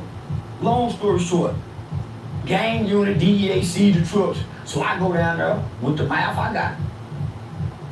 Yeah. And get it. Yeah, I go down there, yeah. Me being me, when I made bond, I called every news station and said that I got kicked. And then I broke down crying and said they stuck their fingers in trying to find drugs. Yeah. Oscar nomination. Yeah. I put on the hell of a motherfucker. So nigga, I called Senator Royce West. At the time, I think it was Mr. Kelvin Bass who was the law enforcement part. So I broke it down to him. He did his thing, put me in contact with the Chief Conquer at the time. Chief Conquer was the chief, put me down the office. So shit, nigga, I done shook up Dallas with this. I say 2 Dallas gang unit FBI agents and put their fingers in my record looking for drugs. So by the time I go through interrogation and talking to Internal Affairs, I done an 8-10 hour interview, done wrote a 13-page affidavit making it. And when it was time for me to walk through the police department to show where they took me, they gonna stick their finger in. I just looked around and said, it's like it right here. So they waited a good while. And they put I caught a misdemeanor charge for lying for making a false police report. Wasn't that on camera though? Was there a video of people? Yeah, but they didn't do what I said they did. I went to trial. I represented myself in Dallas County as my own attorney against the Dallas gang unit, the FBI, and the special prosecutor. Based on how I conducted myself while I was pretending to be a lawyer, by the time I went to trial, from the time they arrested me and went to trial, I had been out on bond for 5 years. And my life had changed drastically. So I wasn't the same smart mouth who was sagging pants with the hat cocked like T.I. When I showed up for trial. When I showed up for trial, I was a pre-law student at Texas Western University, my first semester. I had just completed 24 credits at Terrance County Community College as a non-traditional student and a single dad. My baby mama was in jail at the time. She had been on the run for a probation violation. So I had my 6-month-old daughter and I had my 5-year-old son, nigga. And I was in college. Based on how I presented myself and conducted, the jury asked the judge that I do no jail time. And just what the judge said. He said, I want this young man mentoring the kids about gangs. A black prosecutor said, no, we don't have such a thing. He said, find something. Because the people I was tied to was real big, the West Side Gator Boys. Who was vouching for you, for him to just say that? Like who? Nobody. He was just watching my mannerism. I'm a pre-law student now. Judge Phil Walker also was an alumni of Texas Western. I learned how to play psychological games in the boys' home. Every day I showed up in court, I wore my school name pad to show that I'm a student. And I had on a letterman's vest that white people are familiar with college students. I wrote down everything, and I got to cross-examine the police, and I got to do my own jury order. One of the first questions I asked the jury was, how many of you people are well aware that Dallas leads the nation in wrongful convictions? That caught everybody's attention. My trial lasted longer than Carmelo Anthony's trial. Craig Watkins came and sat in. They thought I was gonna make a mockery of myself. I impressed everybody that came and sat in that courtroom, and Craig Watkins told my mother, the boy needs to be a lawyer. The jury did not come back with a quick verdict. So had everybody on the edge.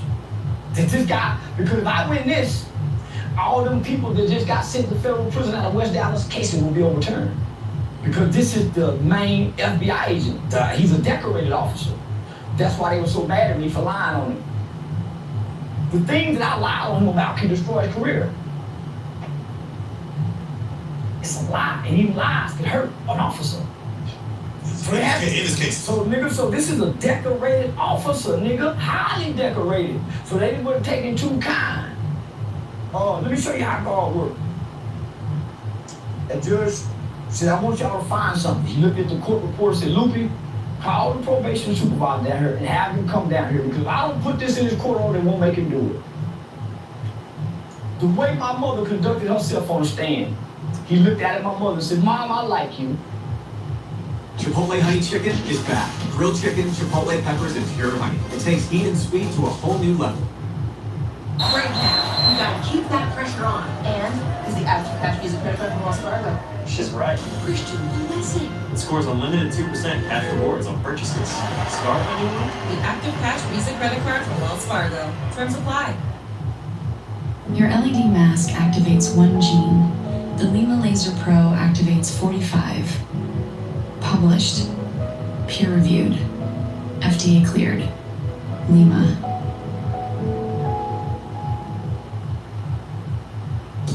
We all know women are the best hosts. Her place is made with love and care. You're an honest woman. But you're gonna stop smoking that weed, boy. They say you've been coming here smelling like weed every time you come in here. I said, I am. He said, I'm gonna make sure of it.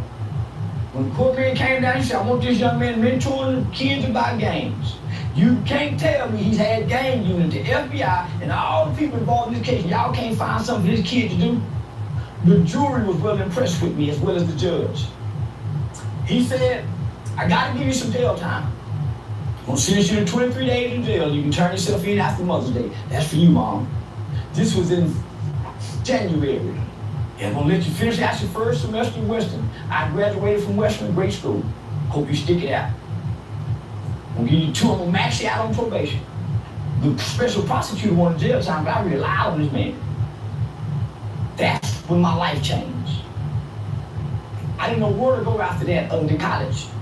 I had no thoughts of working with kids other than maybe becoming a juvenile probation officer or family attorney. That judge put me on my path to purpose in a bad situation. Every time I was in a bit of trouble and there was a judge who had a heart, they could see the potential based on who I come from. My mother's engagement. I always wanted to judge, even when I'm snappy. So they didn't want to let me work with kids because I was showing up dirty every day. I'm smart enough to know that it's in a court order. You can't defy a judge. So I ain't going to pick up trash. I'm going to go talk to kids. They set me up for failure. They said, we're not going to sign you. You find something. Damn, nigga, what? I'm a baby. Ding. I called down to Gideon State School.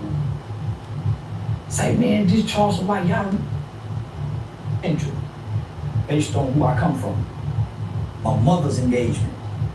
I always wanted to judge, even when I'm snappy. So they didn't want to let me work with kids because I was showing up dirty every day. I'm smart enough to know that it's in a court order. You can't defy judge. So I ain't going to pick up trash. I'm going to go talk to kids.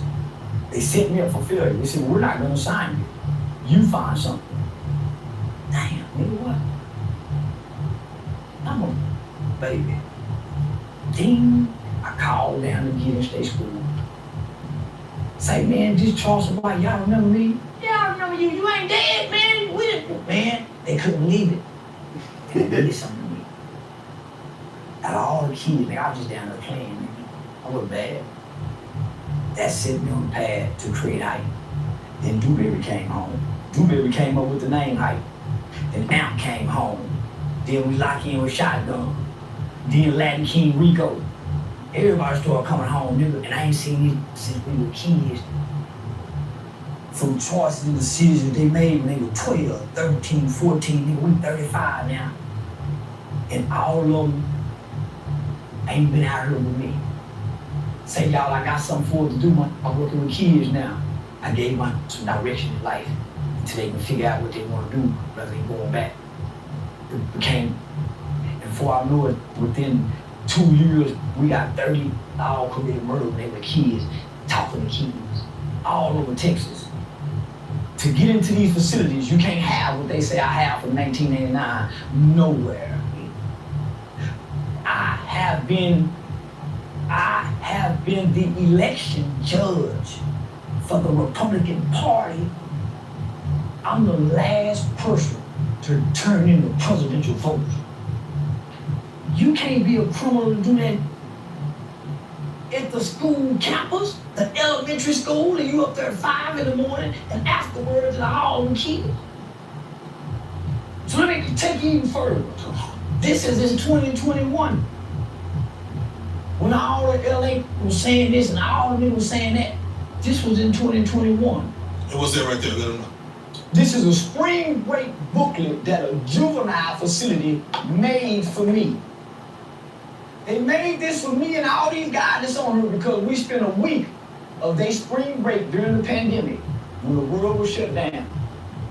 We partnered with the Terrance County GOP Republican Party headquarters. These white folks let us come have their headquarters during the pandemic and set up cameras so we can stream every day with kids who was locked up, who hadn't been home or talked to their family because the world was shut down. They made this book for it. Y'all check it out.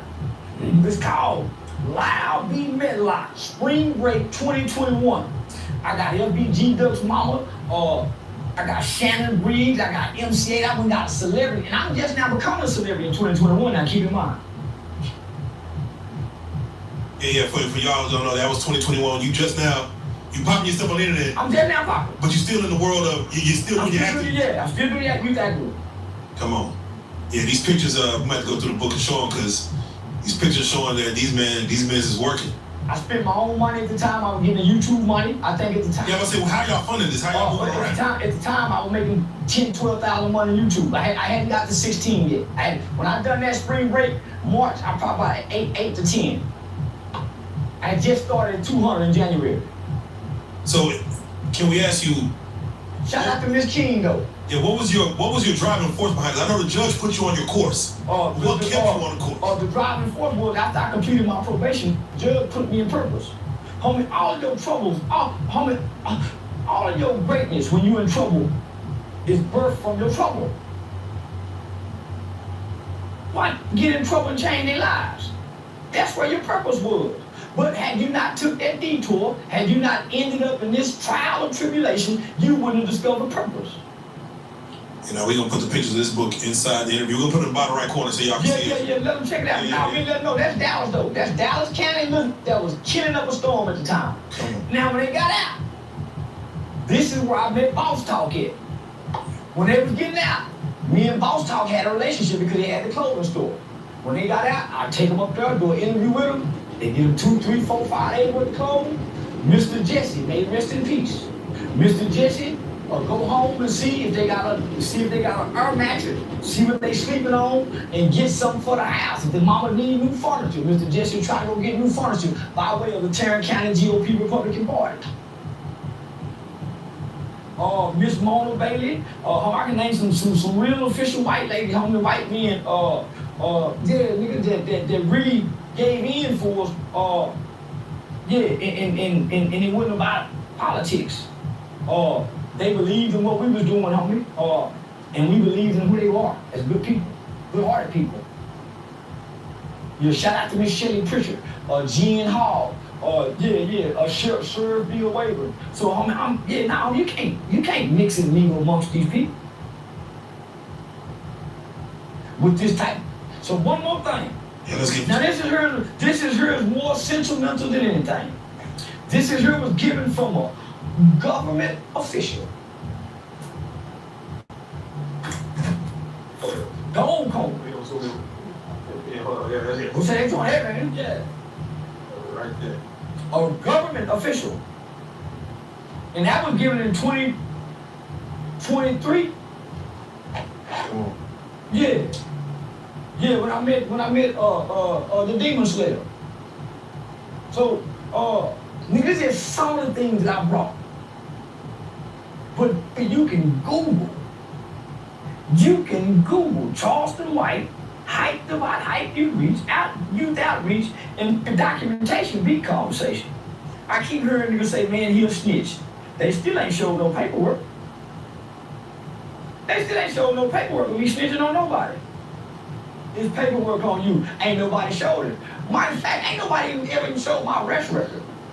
Yeah, I ain't see. Nigga, they just put up what you say. So let me walk you down. So when I got the boys home, within 8 months I catch 10 pounds of weed, 2 pistols, get 5 years deferred probation. Walk that down. After that,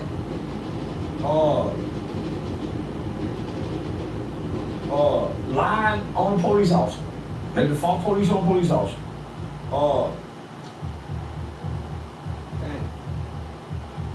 Misdemeanor weed possession. In Ellis County. Against half body. In 2019, 2020. Last 2 years ago. So in a few weed and pistol cases. I ain't there. You can't do what they say I done and get out of the trouble I've been getting out of. They ain't gonna get you beat it. I have no felony conviction. None. And Texas ain't too kind to it like me. Toting guns, talking how I'm talking. Yeah, the way you talking, you would think they gonna find, we gonna get something. You would think that would be the first thing they grab. There's no statute of limitations on the murder. Bill Cosby, Harvey Weinstein, R. Kelly, nigga, there's no statute of limitations on it. And I'm online hollering about I done done it before. So when they come get me, because of the arrogance, yeah, they just mad on me. They just mad. So listen,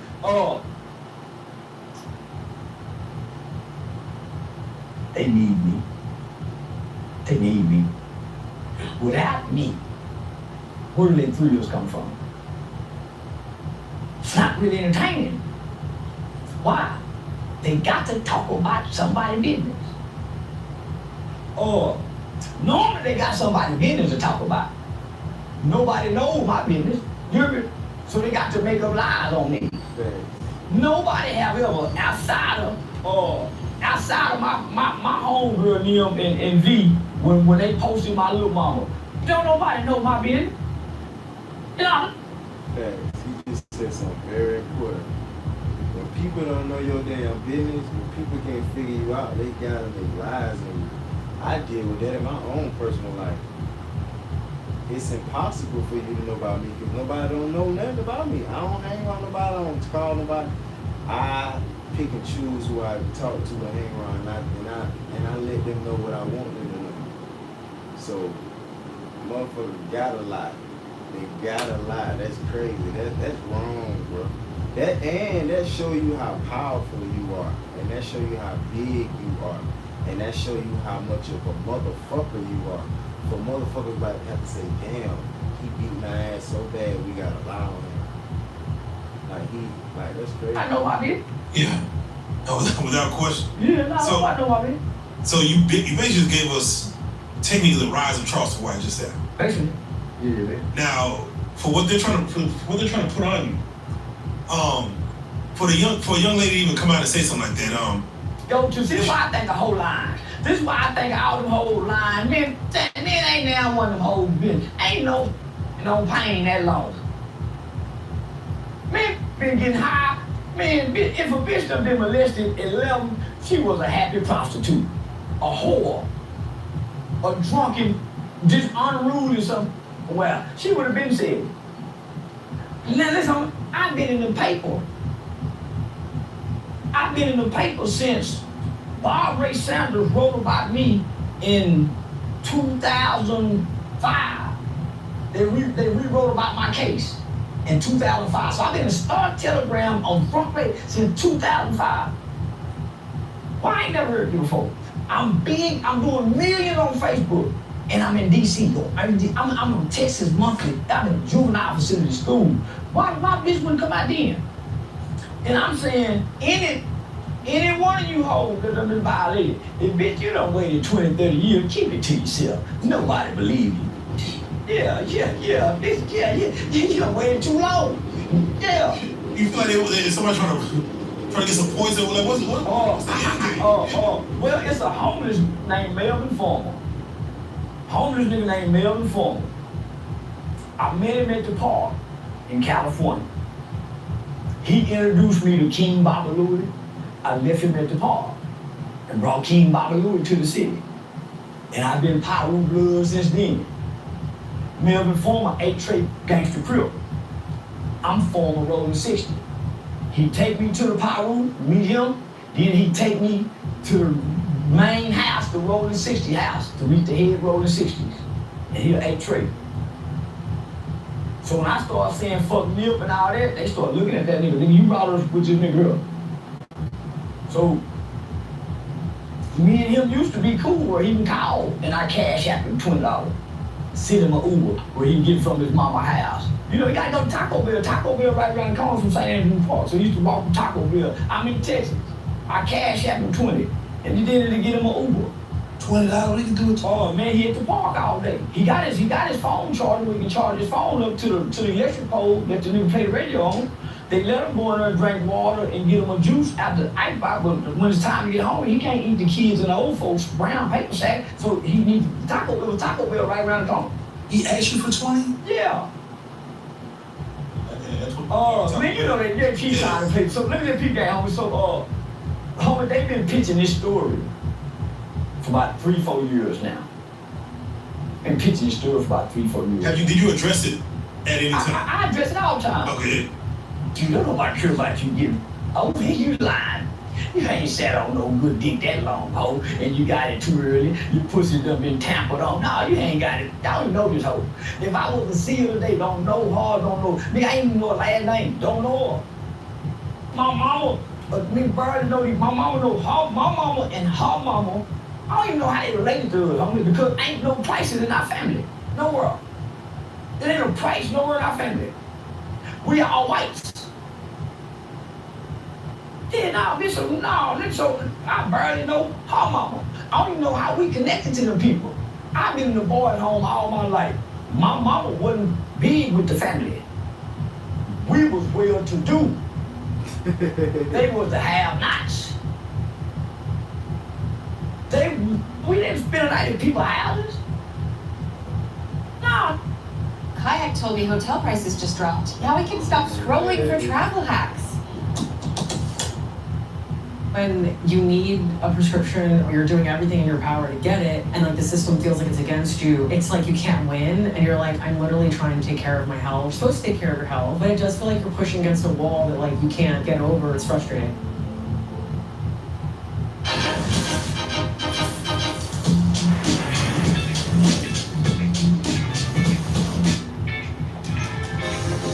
Tired of being stinky and unlucky in love? Tired of having a stick that never quite works? I'm Megan Fox. Oh, nigga, we didn't know. And we out here in Arlington, so we very disconnected from our Fort Worth cousins. Come on, don't buy no cousin, nigga. But this little girl here, I don't know you. And I hope something happened to your baby. Okay? Because obviously she been tampered with and don't.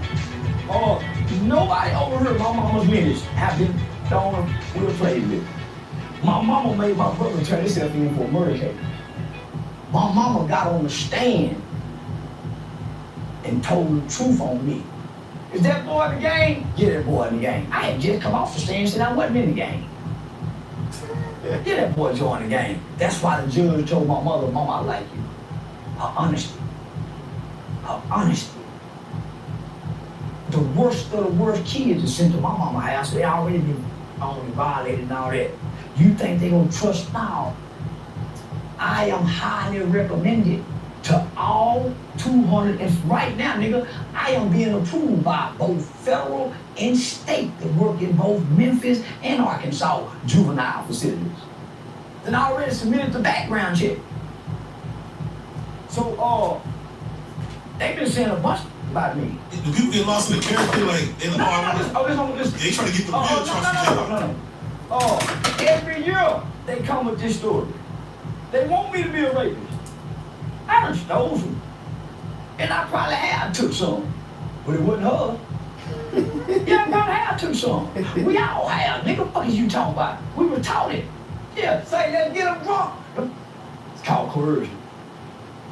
Yeah, nigga, that's how we didn't know how to take now. But nigga, I ain't never, I'm too big to obey y'all. Yeah, no.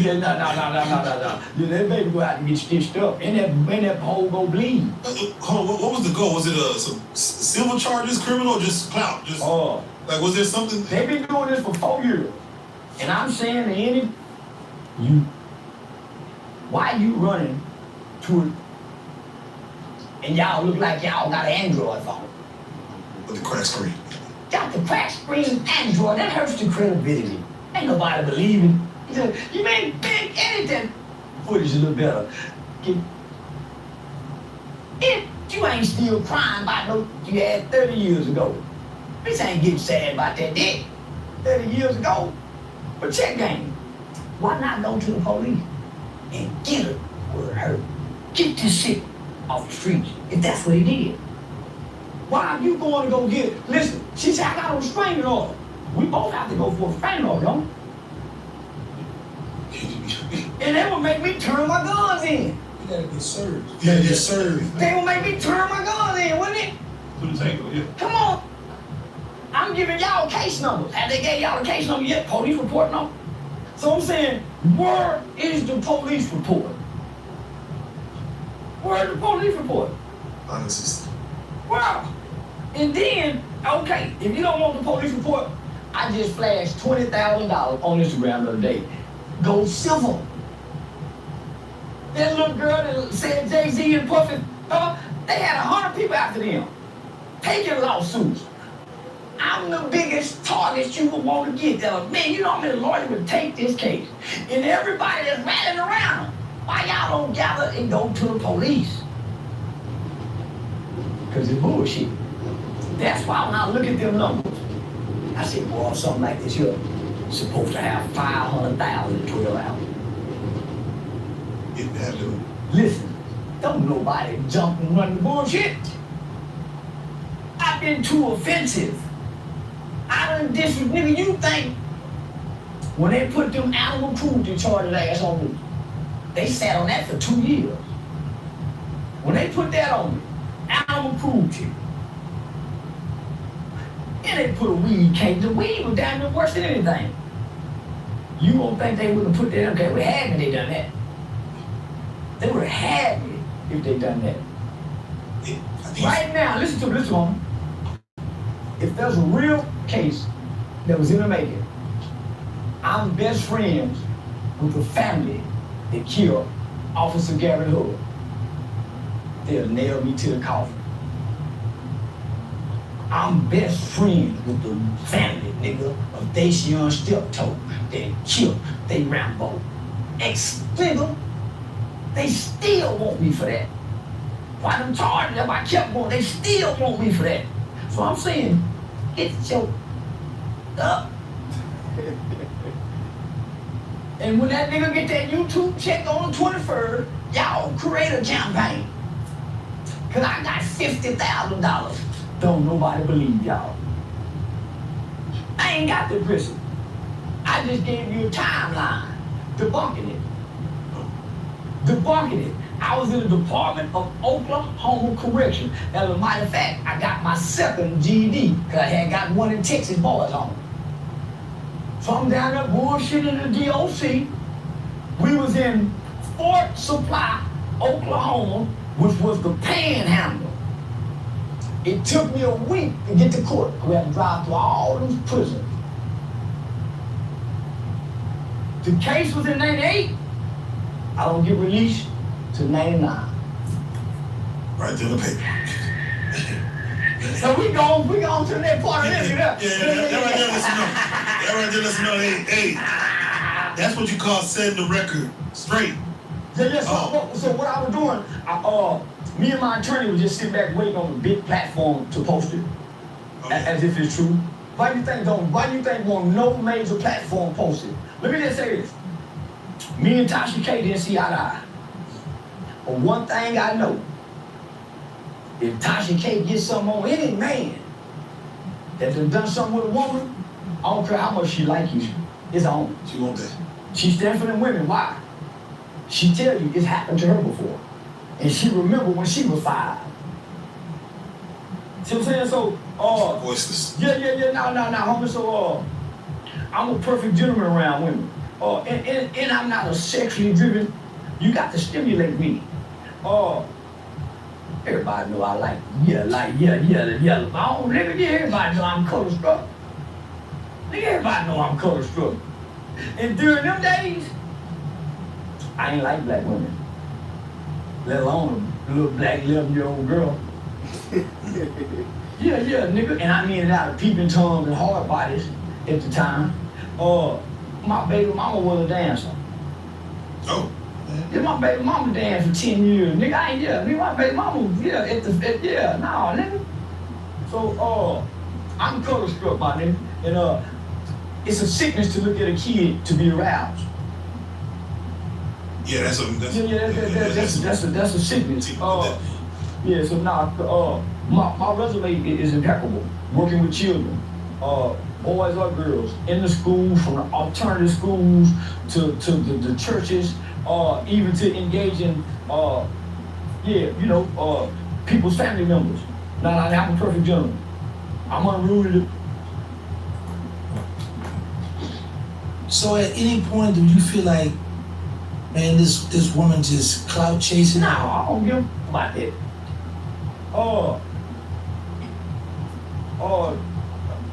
I don't know the thing, nothing. My mama didn't say she was on drugs once. So I don't know. All I know is, every time I ever seen her tell this story, I done had a problem with it. Every time I ever seen this story, I done had a problem with at the bottom level of life. When you say you built technically your early part of your career on the people that plotted on your downfall, it seemed like everyone was just coming at you. It seemed like they gave you energy just to. No, nigga. It just gave me something to do. Okay. Because here's what I know, homie. Everybody who done threw dirt on me, the dirt ain't never stick. Ain't no dirt on me. Why act like this? With so much cockiness and unapologetic. Ain't no skeletons in my closet. Ain't no skeletons in my closet. Really? That's a hard man. Yeah. Now, so, nigga, you got to understand. I've never hurt nobody in life. No. I shot a gun at a white man as a kid, got a year of probation. I went to stole some jackets. My friend killed a white man, called murder case. You had passed that gun? Yes. In the boys' home, when I joined the gang, only ever kicked on the ground was Randy World. And when I kicked him on the ground, he was in handcuffs. I spent 9 months in isolation for that.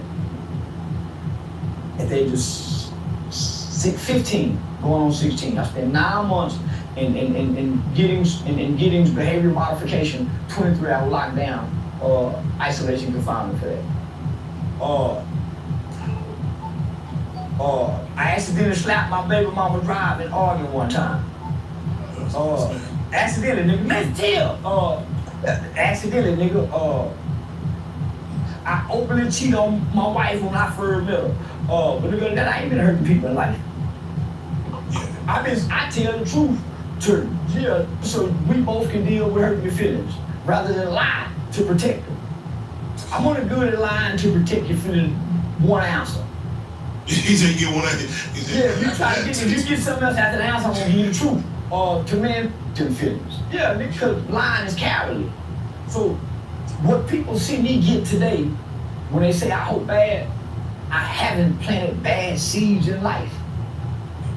Y'all offended by something I've said online. Can't say what I've done. Man, he said this. Man, he said that. Man, he made watermelon t-shirt. It wasn't you. Well, you think that don't appreciate that $100 from the watermelon t-shirt when his family is struggling and can't even pay the lawyer? The watermelon t-shirt keep coming that way.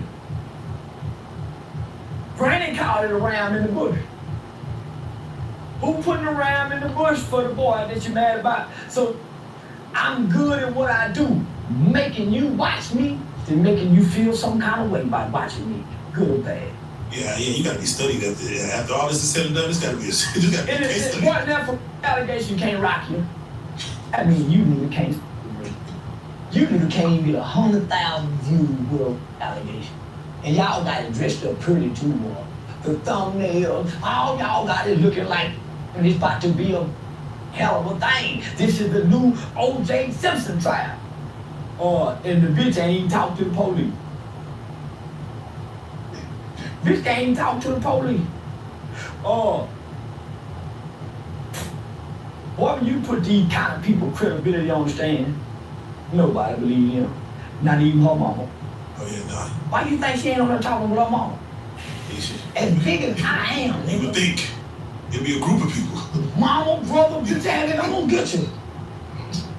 Bitch ass nigga, I'm gonna get that brother, nigga. And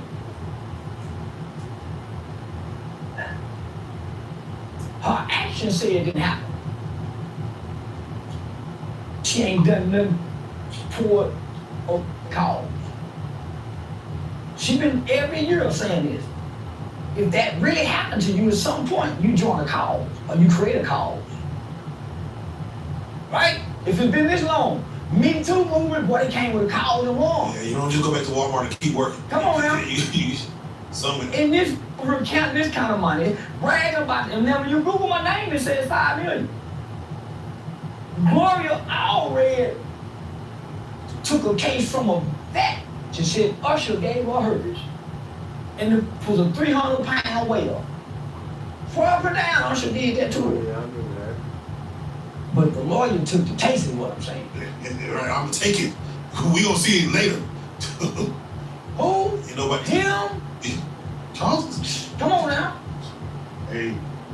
All I know, man, I used to hear them pimp niggas say, ho say, no say. Don't believe what no say. If a thing got no documentation, the hoe just talking.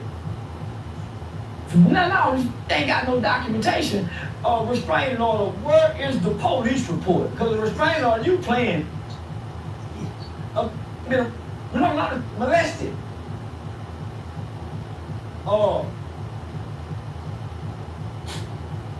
I never heard the story on how I supposed to did it. You haven't heard the actual detail? I never heard it. Wrong guard won't stop sweat. The right guard will for 72 sweatless hours. CPAs, consultants, wealth advisors, and customers. CLA. Hey, Cole's mom. Turn it up. I got you.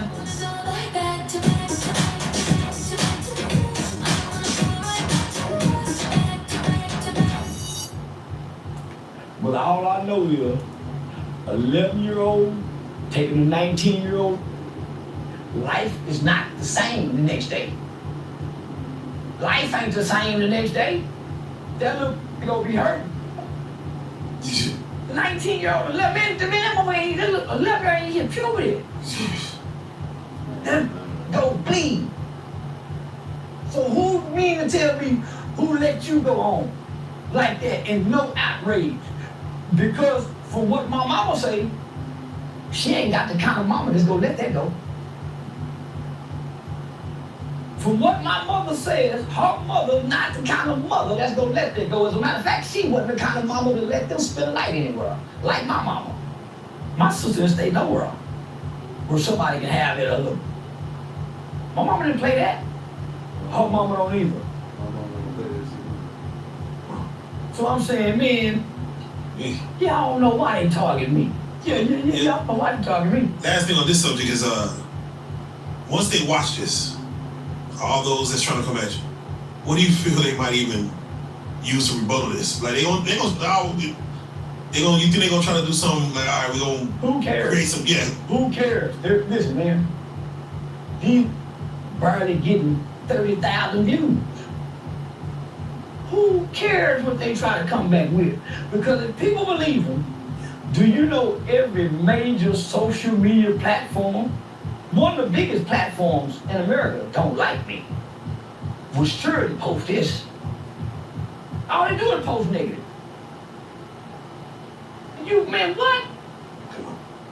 Come on. So, don't nobody believe bullshit. There you go. Why?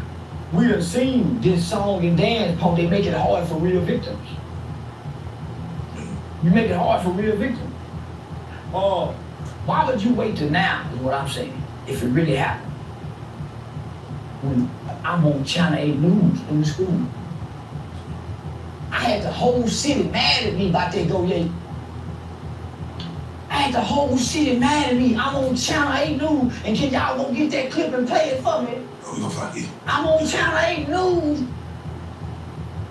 Then, when the young kid had the shooting at Timberview Middle School 2 years ago, yeah. Timothy, who walked that kid out of jail? Me. Oh. I was on national news walking this kid out of jail, homie. When Jackie Craig and all of them, I've been on the news fight. Where was all this at? And I had enemies, political enemies. I had so many enemies, they put me in a crazy house, tried to keep me. Wouldn't they want to try to put this on me if that's in a file or a jacket? Yeah. I think you went to jail for like, what, 3 days one day? Like they got you. No more. We would pull this out to keep them if this was a thing. And why is it somebody like Murder would have it and not the Breakfast Club? All of them up getting it. It's the low life of the social media world. It's the low life of the social media world. It ain't getting no big buzz. And then I see people that come and say, I knew he was a pervert. How you know?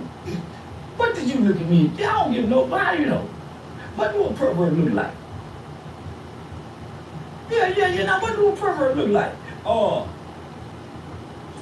Like us. Like Jared on Subway? No, like us. Oh. We all perverted. Oh, yeah. That's why you think I'm a pervert. You one. That's the only reason you would make that suggestion. Oh, okay. Because I don't look at a nigga and say a pervert. I listen to what a nigga done and say that's perverted behavior. But I don't look at a nigga and say you're a pervert. For real. I listen to what they done. And I just know this. Past behaviors dictate future performances. If you ever touched a kid in life, early in life, you're gonna do it again. If you touching babies 11, 10 years old and 19 and 20, you're gonna do it again. I live a life in a sexual entertainment type world around half naked hole, already. I'm not turned on by it. Yo, the hole don't stimulate me. Yeah, conversation do. What you tell me turn me on.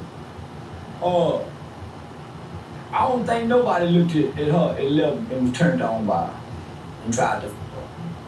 Yeah, I think the bitch lying. She might have been at 12, but not 11. Hold this line, she just made it up. Especially putting it on me. Nigga, I done been through too Nigga, I done been approved for grants to teach at the Federal Bureau of Prisons. Man, nigga, boy, I got some accolades. I'm gonna send y'all these links. Please. I'm gonna send y'all the links. I've been sworn and testifying in congressional hearings. You can't go up there dirty. They're not finna peep you to go up there. And if you did, you would stay away from that. Like, why would I put myself out there if this is my packet? They're not gonna put you out there, nigga. Didn't you just see this man had to put out that race because it came with some sexual allegations? The nigga running for one of them government races, civil race, he had to pull out. And he was projected to win. Yeah, he's like, I'm done. They not gonna let you do that. Now just think, nigga, when Donald Trump was running for president, I was selected to campaign with him. With the Republican Party of Texas by way of the Terrance County GOP Republican Party. I'm with the sheriff and Lieutenant Dan Patrick. Miss Cecilia Abbott know me. Greg Abbott's wife. Nigga, I partnered with the Texas Criminal Justice Coalition, the largest criminal justice lobbying firm here. Come on. Not only that, I'm certified to teach and train to parenting awareness class with the Attorney General's office. I'm certified to teach that, as well as juvenile mental health in Texas. They got to do a little better than this. Cause what? Documentation beat conversation. So we're gonna tell them again. Got out the boys' home in 97. Paroled to the Aries house for a year. Escaped from the Aries house. Sent to Brownwood Sanction Unit for 120 days. Sent back to the Aries house. Then home to Arkansas to catch a weed case. Tell him, Charlie. In Oklahoma. Fuck wrong with him. Trying to talk this shit about you. Come on. To prove that I was nowhere near that there no time. I was in the apartment. Left. Go left. That's what we were doing, nigga, like real boot camp member. Yeah. Shout out to the real program. That's where I learned discipline and structure. Oh, so, man, so before we get out here, you got anything else you want to let us know what you got coming up? I'm on tour all year again. I end my comedy tour December 6th. Y'all already know I got the full Zen product promotion and brand deal with Nip Boys. Y'all got a bunch of shit coming up, man, but they don't even know right now. Just keep watching and stay tuned and don't tune out. And I got another fight coming up. Yeah? Yeah. You can tell us what month? Yeah, I just keep dragging on. Oh, okay. Yeah, it might be December, September, or February. You got the guy you gonna fight? No. Oh, you gonna kind of weed all that? I'm just gonna try to pick a fight with him. I think I can look for him. You know, online beef. I've been looking at Honeycomb Brazier. Yeah, I've been seeing him lose a lot of weight lately. Okay. What like he getting down to my side? So you gonna be ready to fight him? I think they can't fight if he will be. Yeah, I think that bitch. Yeah. I thought you used to like Honeycomb Brazier at one time. I did. The first time he went to jail. Well, what went wrong? He went back 2 times. He's stupid and retarded, just like your brother. Can't stay. Yeah. Oh, gosh. He only volunteered to go back. Yeah. Nah, it's different. Yeah, it's a different kind of dumb. And he ain't making rap music no more. When that got out and made that song, yeah. I've been hating that ever since, man. Man, that first song he had with that Mitch jersey on. Yeah, man. That y'all song, I hate that nigga. Man, we should never did that song. He was all right with me until the end. To that, yeah. Man, they should have dropped that from the label.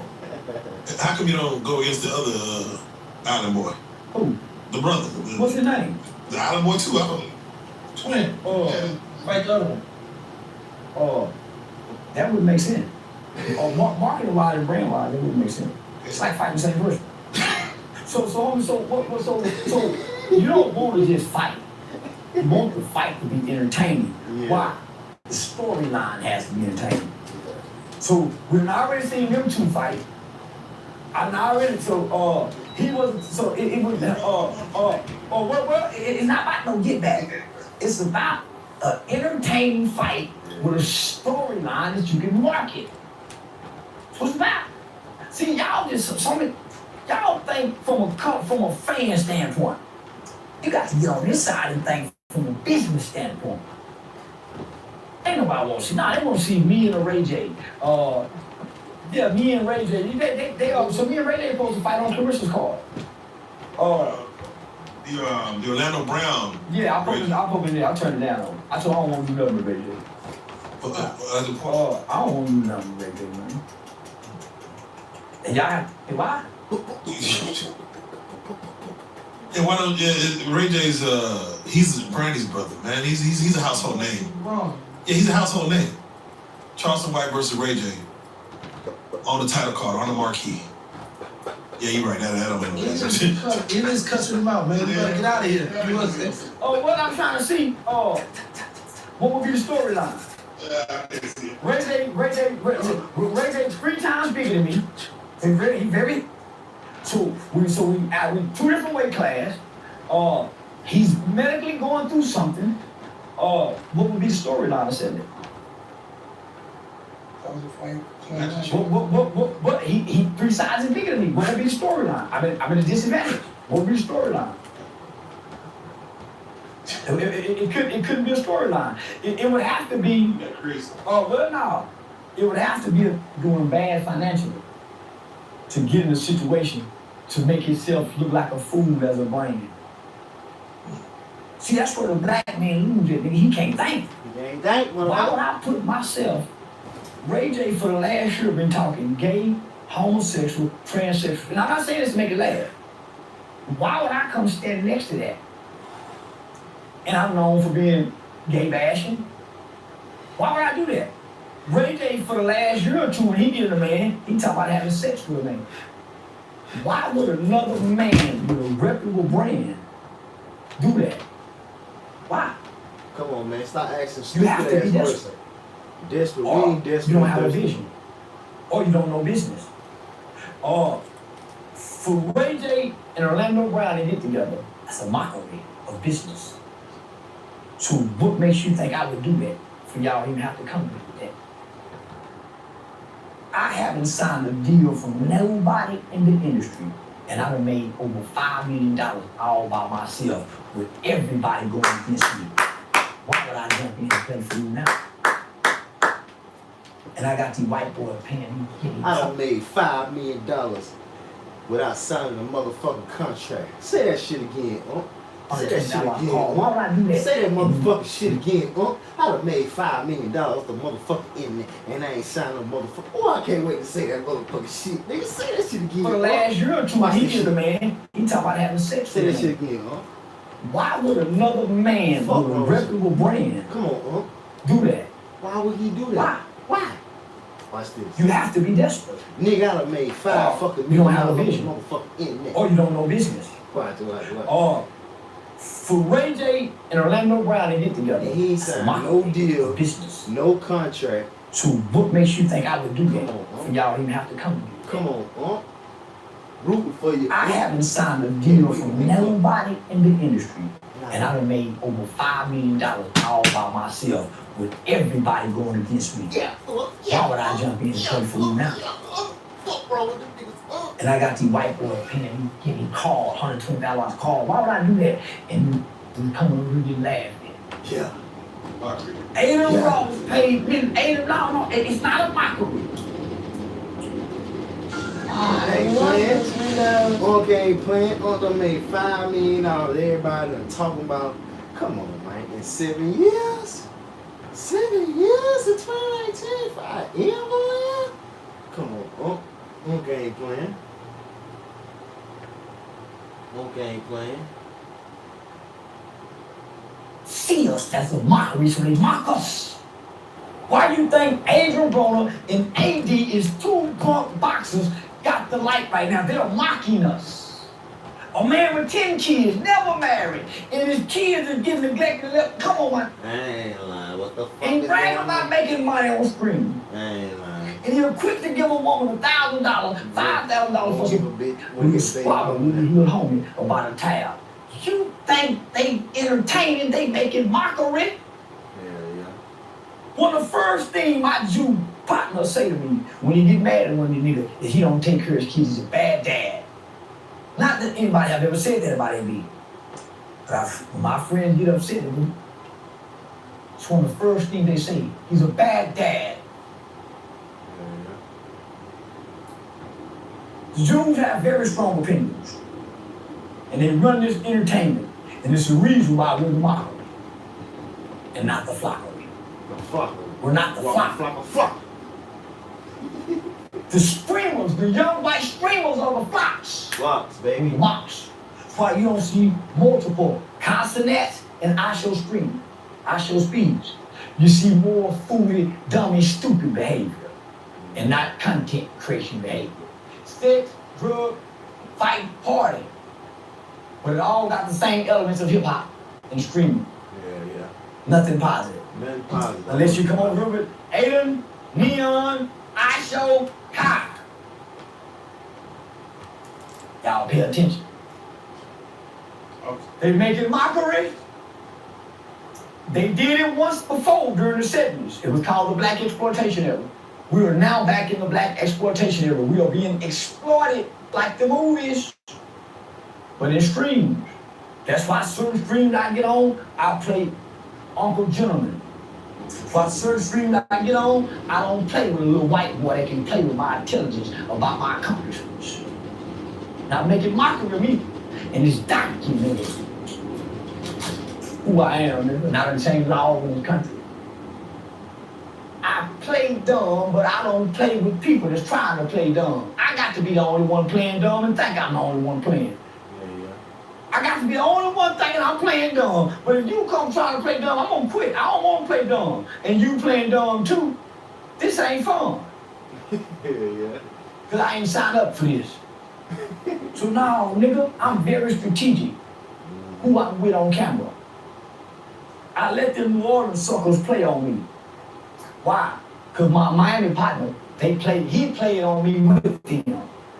He wanted to get the little cutoff for it. I let him get the little cutoff for it, but I knew they were playing on me. When Stepboy Shorty drove all the way to Miami just to get a 10-minute video, and how happy he was to get that video, I knew it was something to it then. I just played along. Why? I'm getting 15,000 here. Finna come pick up 5 from Gangster. Finna come get another 4 over here. Shit, nigga, I play dumb to get it. And me and Gangster go collect content and create content while I'm doing it too. Oh man, this was perfect. But I already knew what the game was. I just was hoping they would go be honest enough with the city and say, hey y'all, the fights were really more about gunplay and this other guy. Charleston and was just hoping, and we were just doing that for the draw. I was hoping they would be with this, we see it now, but they just killed their chances going forward doing anything.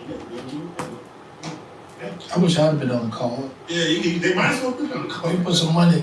Well, we all got paid. Yeah, but I'm saying, we all got paid. Yeah, I was there. You should have had some. Yeah, man, let me get some of that too. Cause the city ain't mad with Terrance Shorty. They mad at me. Yeah, they blaming me, and I'm saying, nigga, I wasn't supposed to fight at all. Yeah. But you didn't put nothing together. I didn't put nothing together. At the Superdome, they mentioned you. I'm like, damn. Well, they want me to be beat up. They want somebody to kick my ass. Oh, why?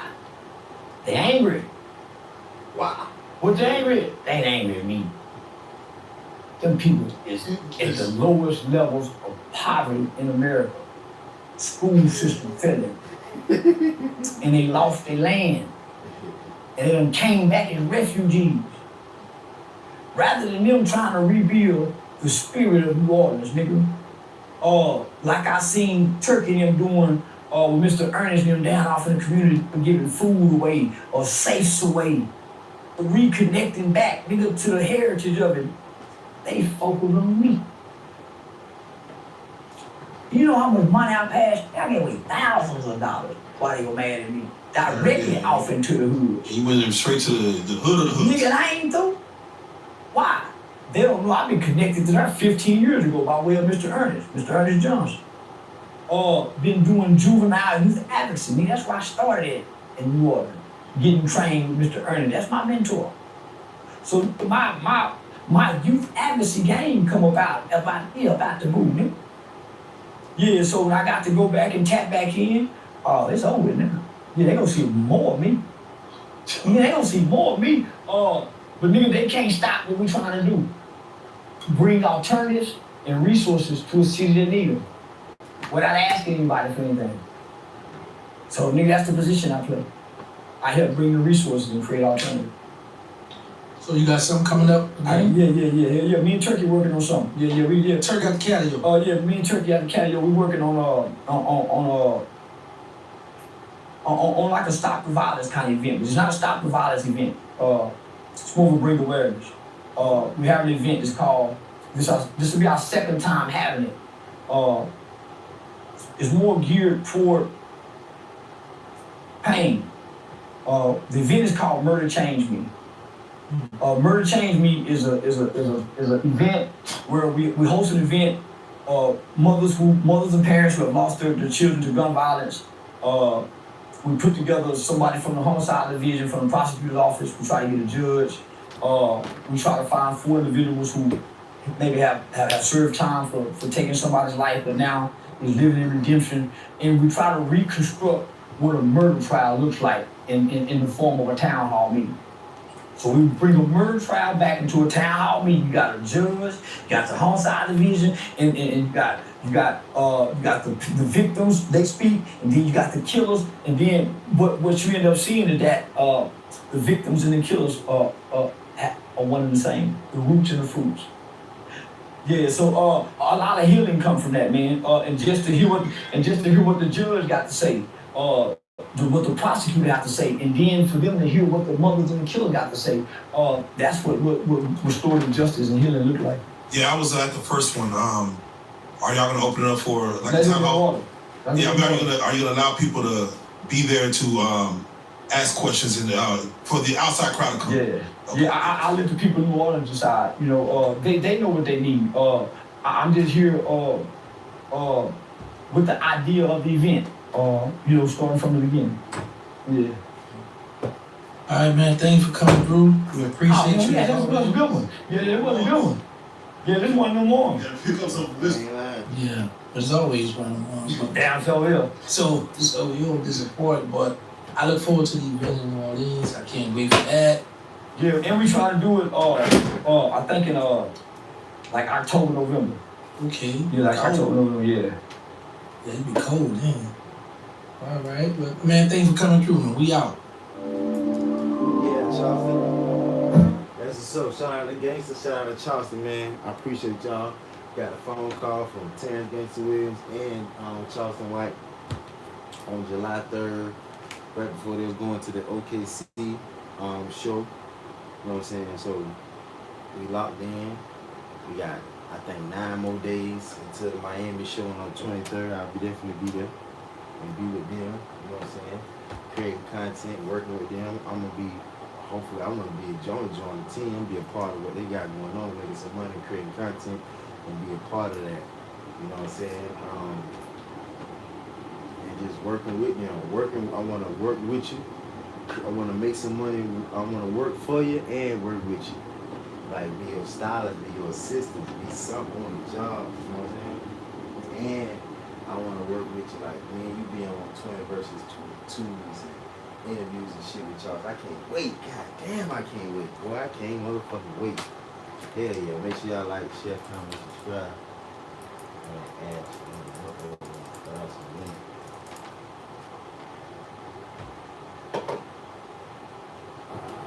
Y'all like, share, comment, subscribe. Yeah, got me some notes. Yeah. Youth advocacy. I'll be the perfect person to work with Charleston with the youth work. The youth advocacy, I want to work with him along that work on anything he do with that, with the events and stuff.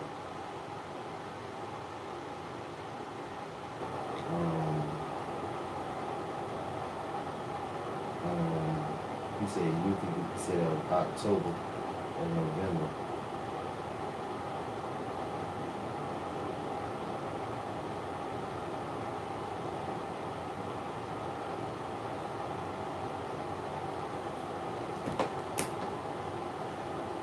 Yeah, man, make sure I like, share, comment, subscribe. Charleston did a lot of work. Changed laws, legislation, all that. There's what you would probably next fight. So you got a fight coming, maybe September, October, February. I want to be a part of all the shit we got going on moving forward for the end of the year. You say you're gonna work with kids in Memphis. That's got a cool.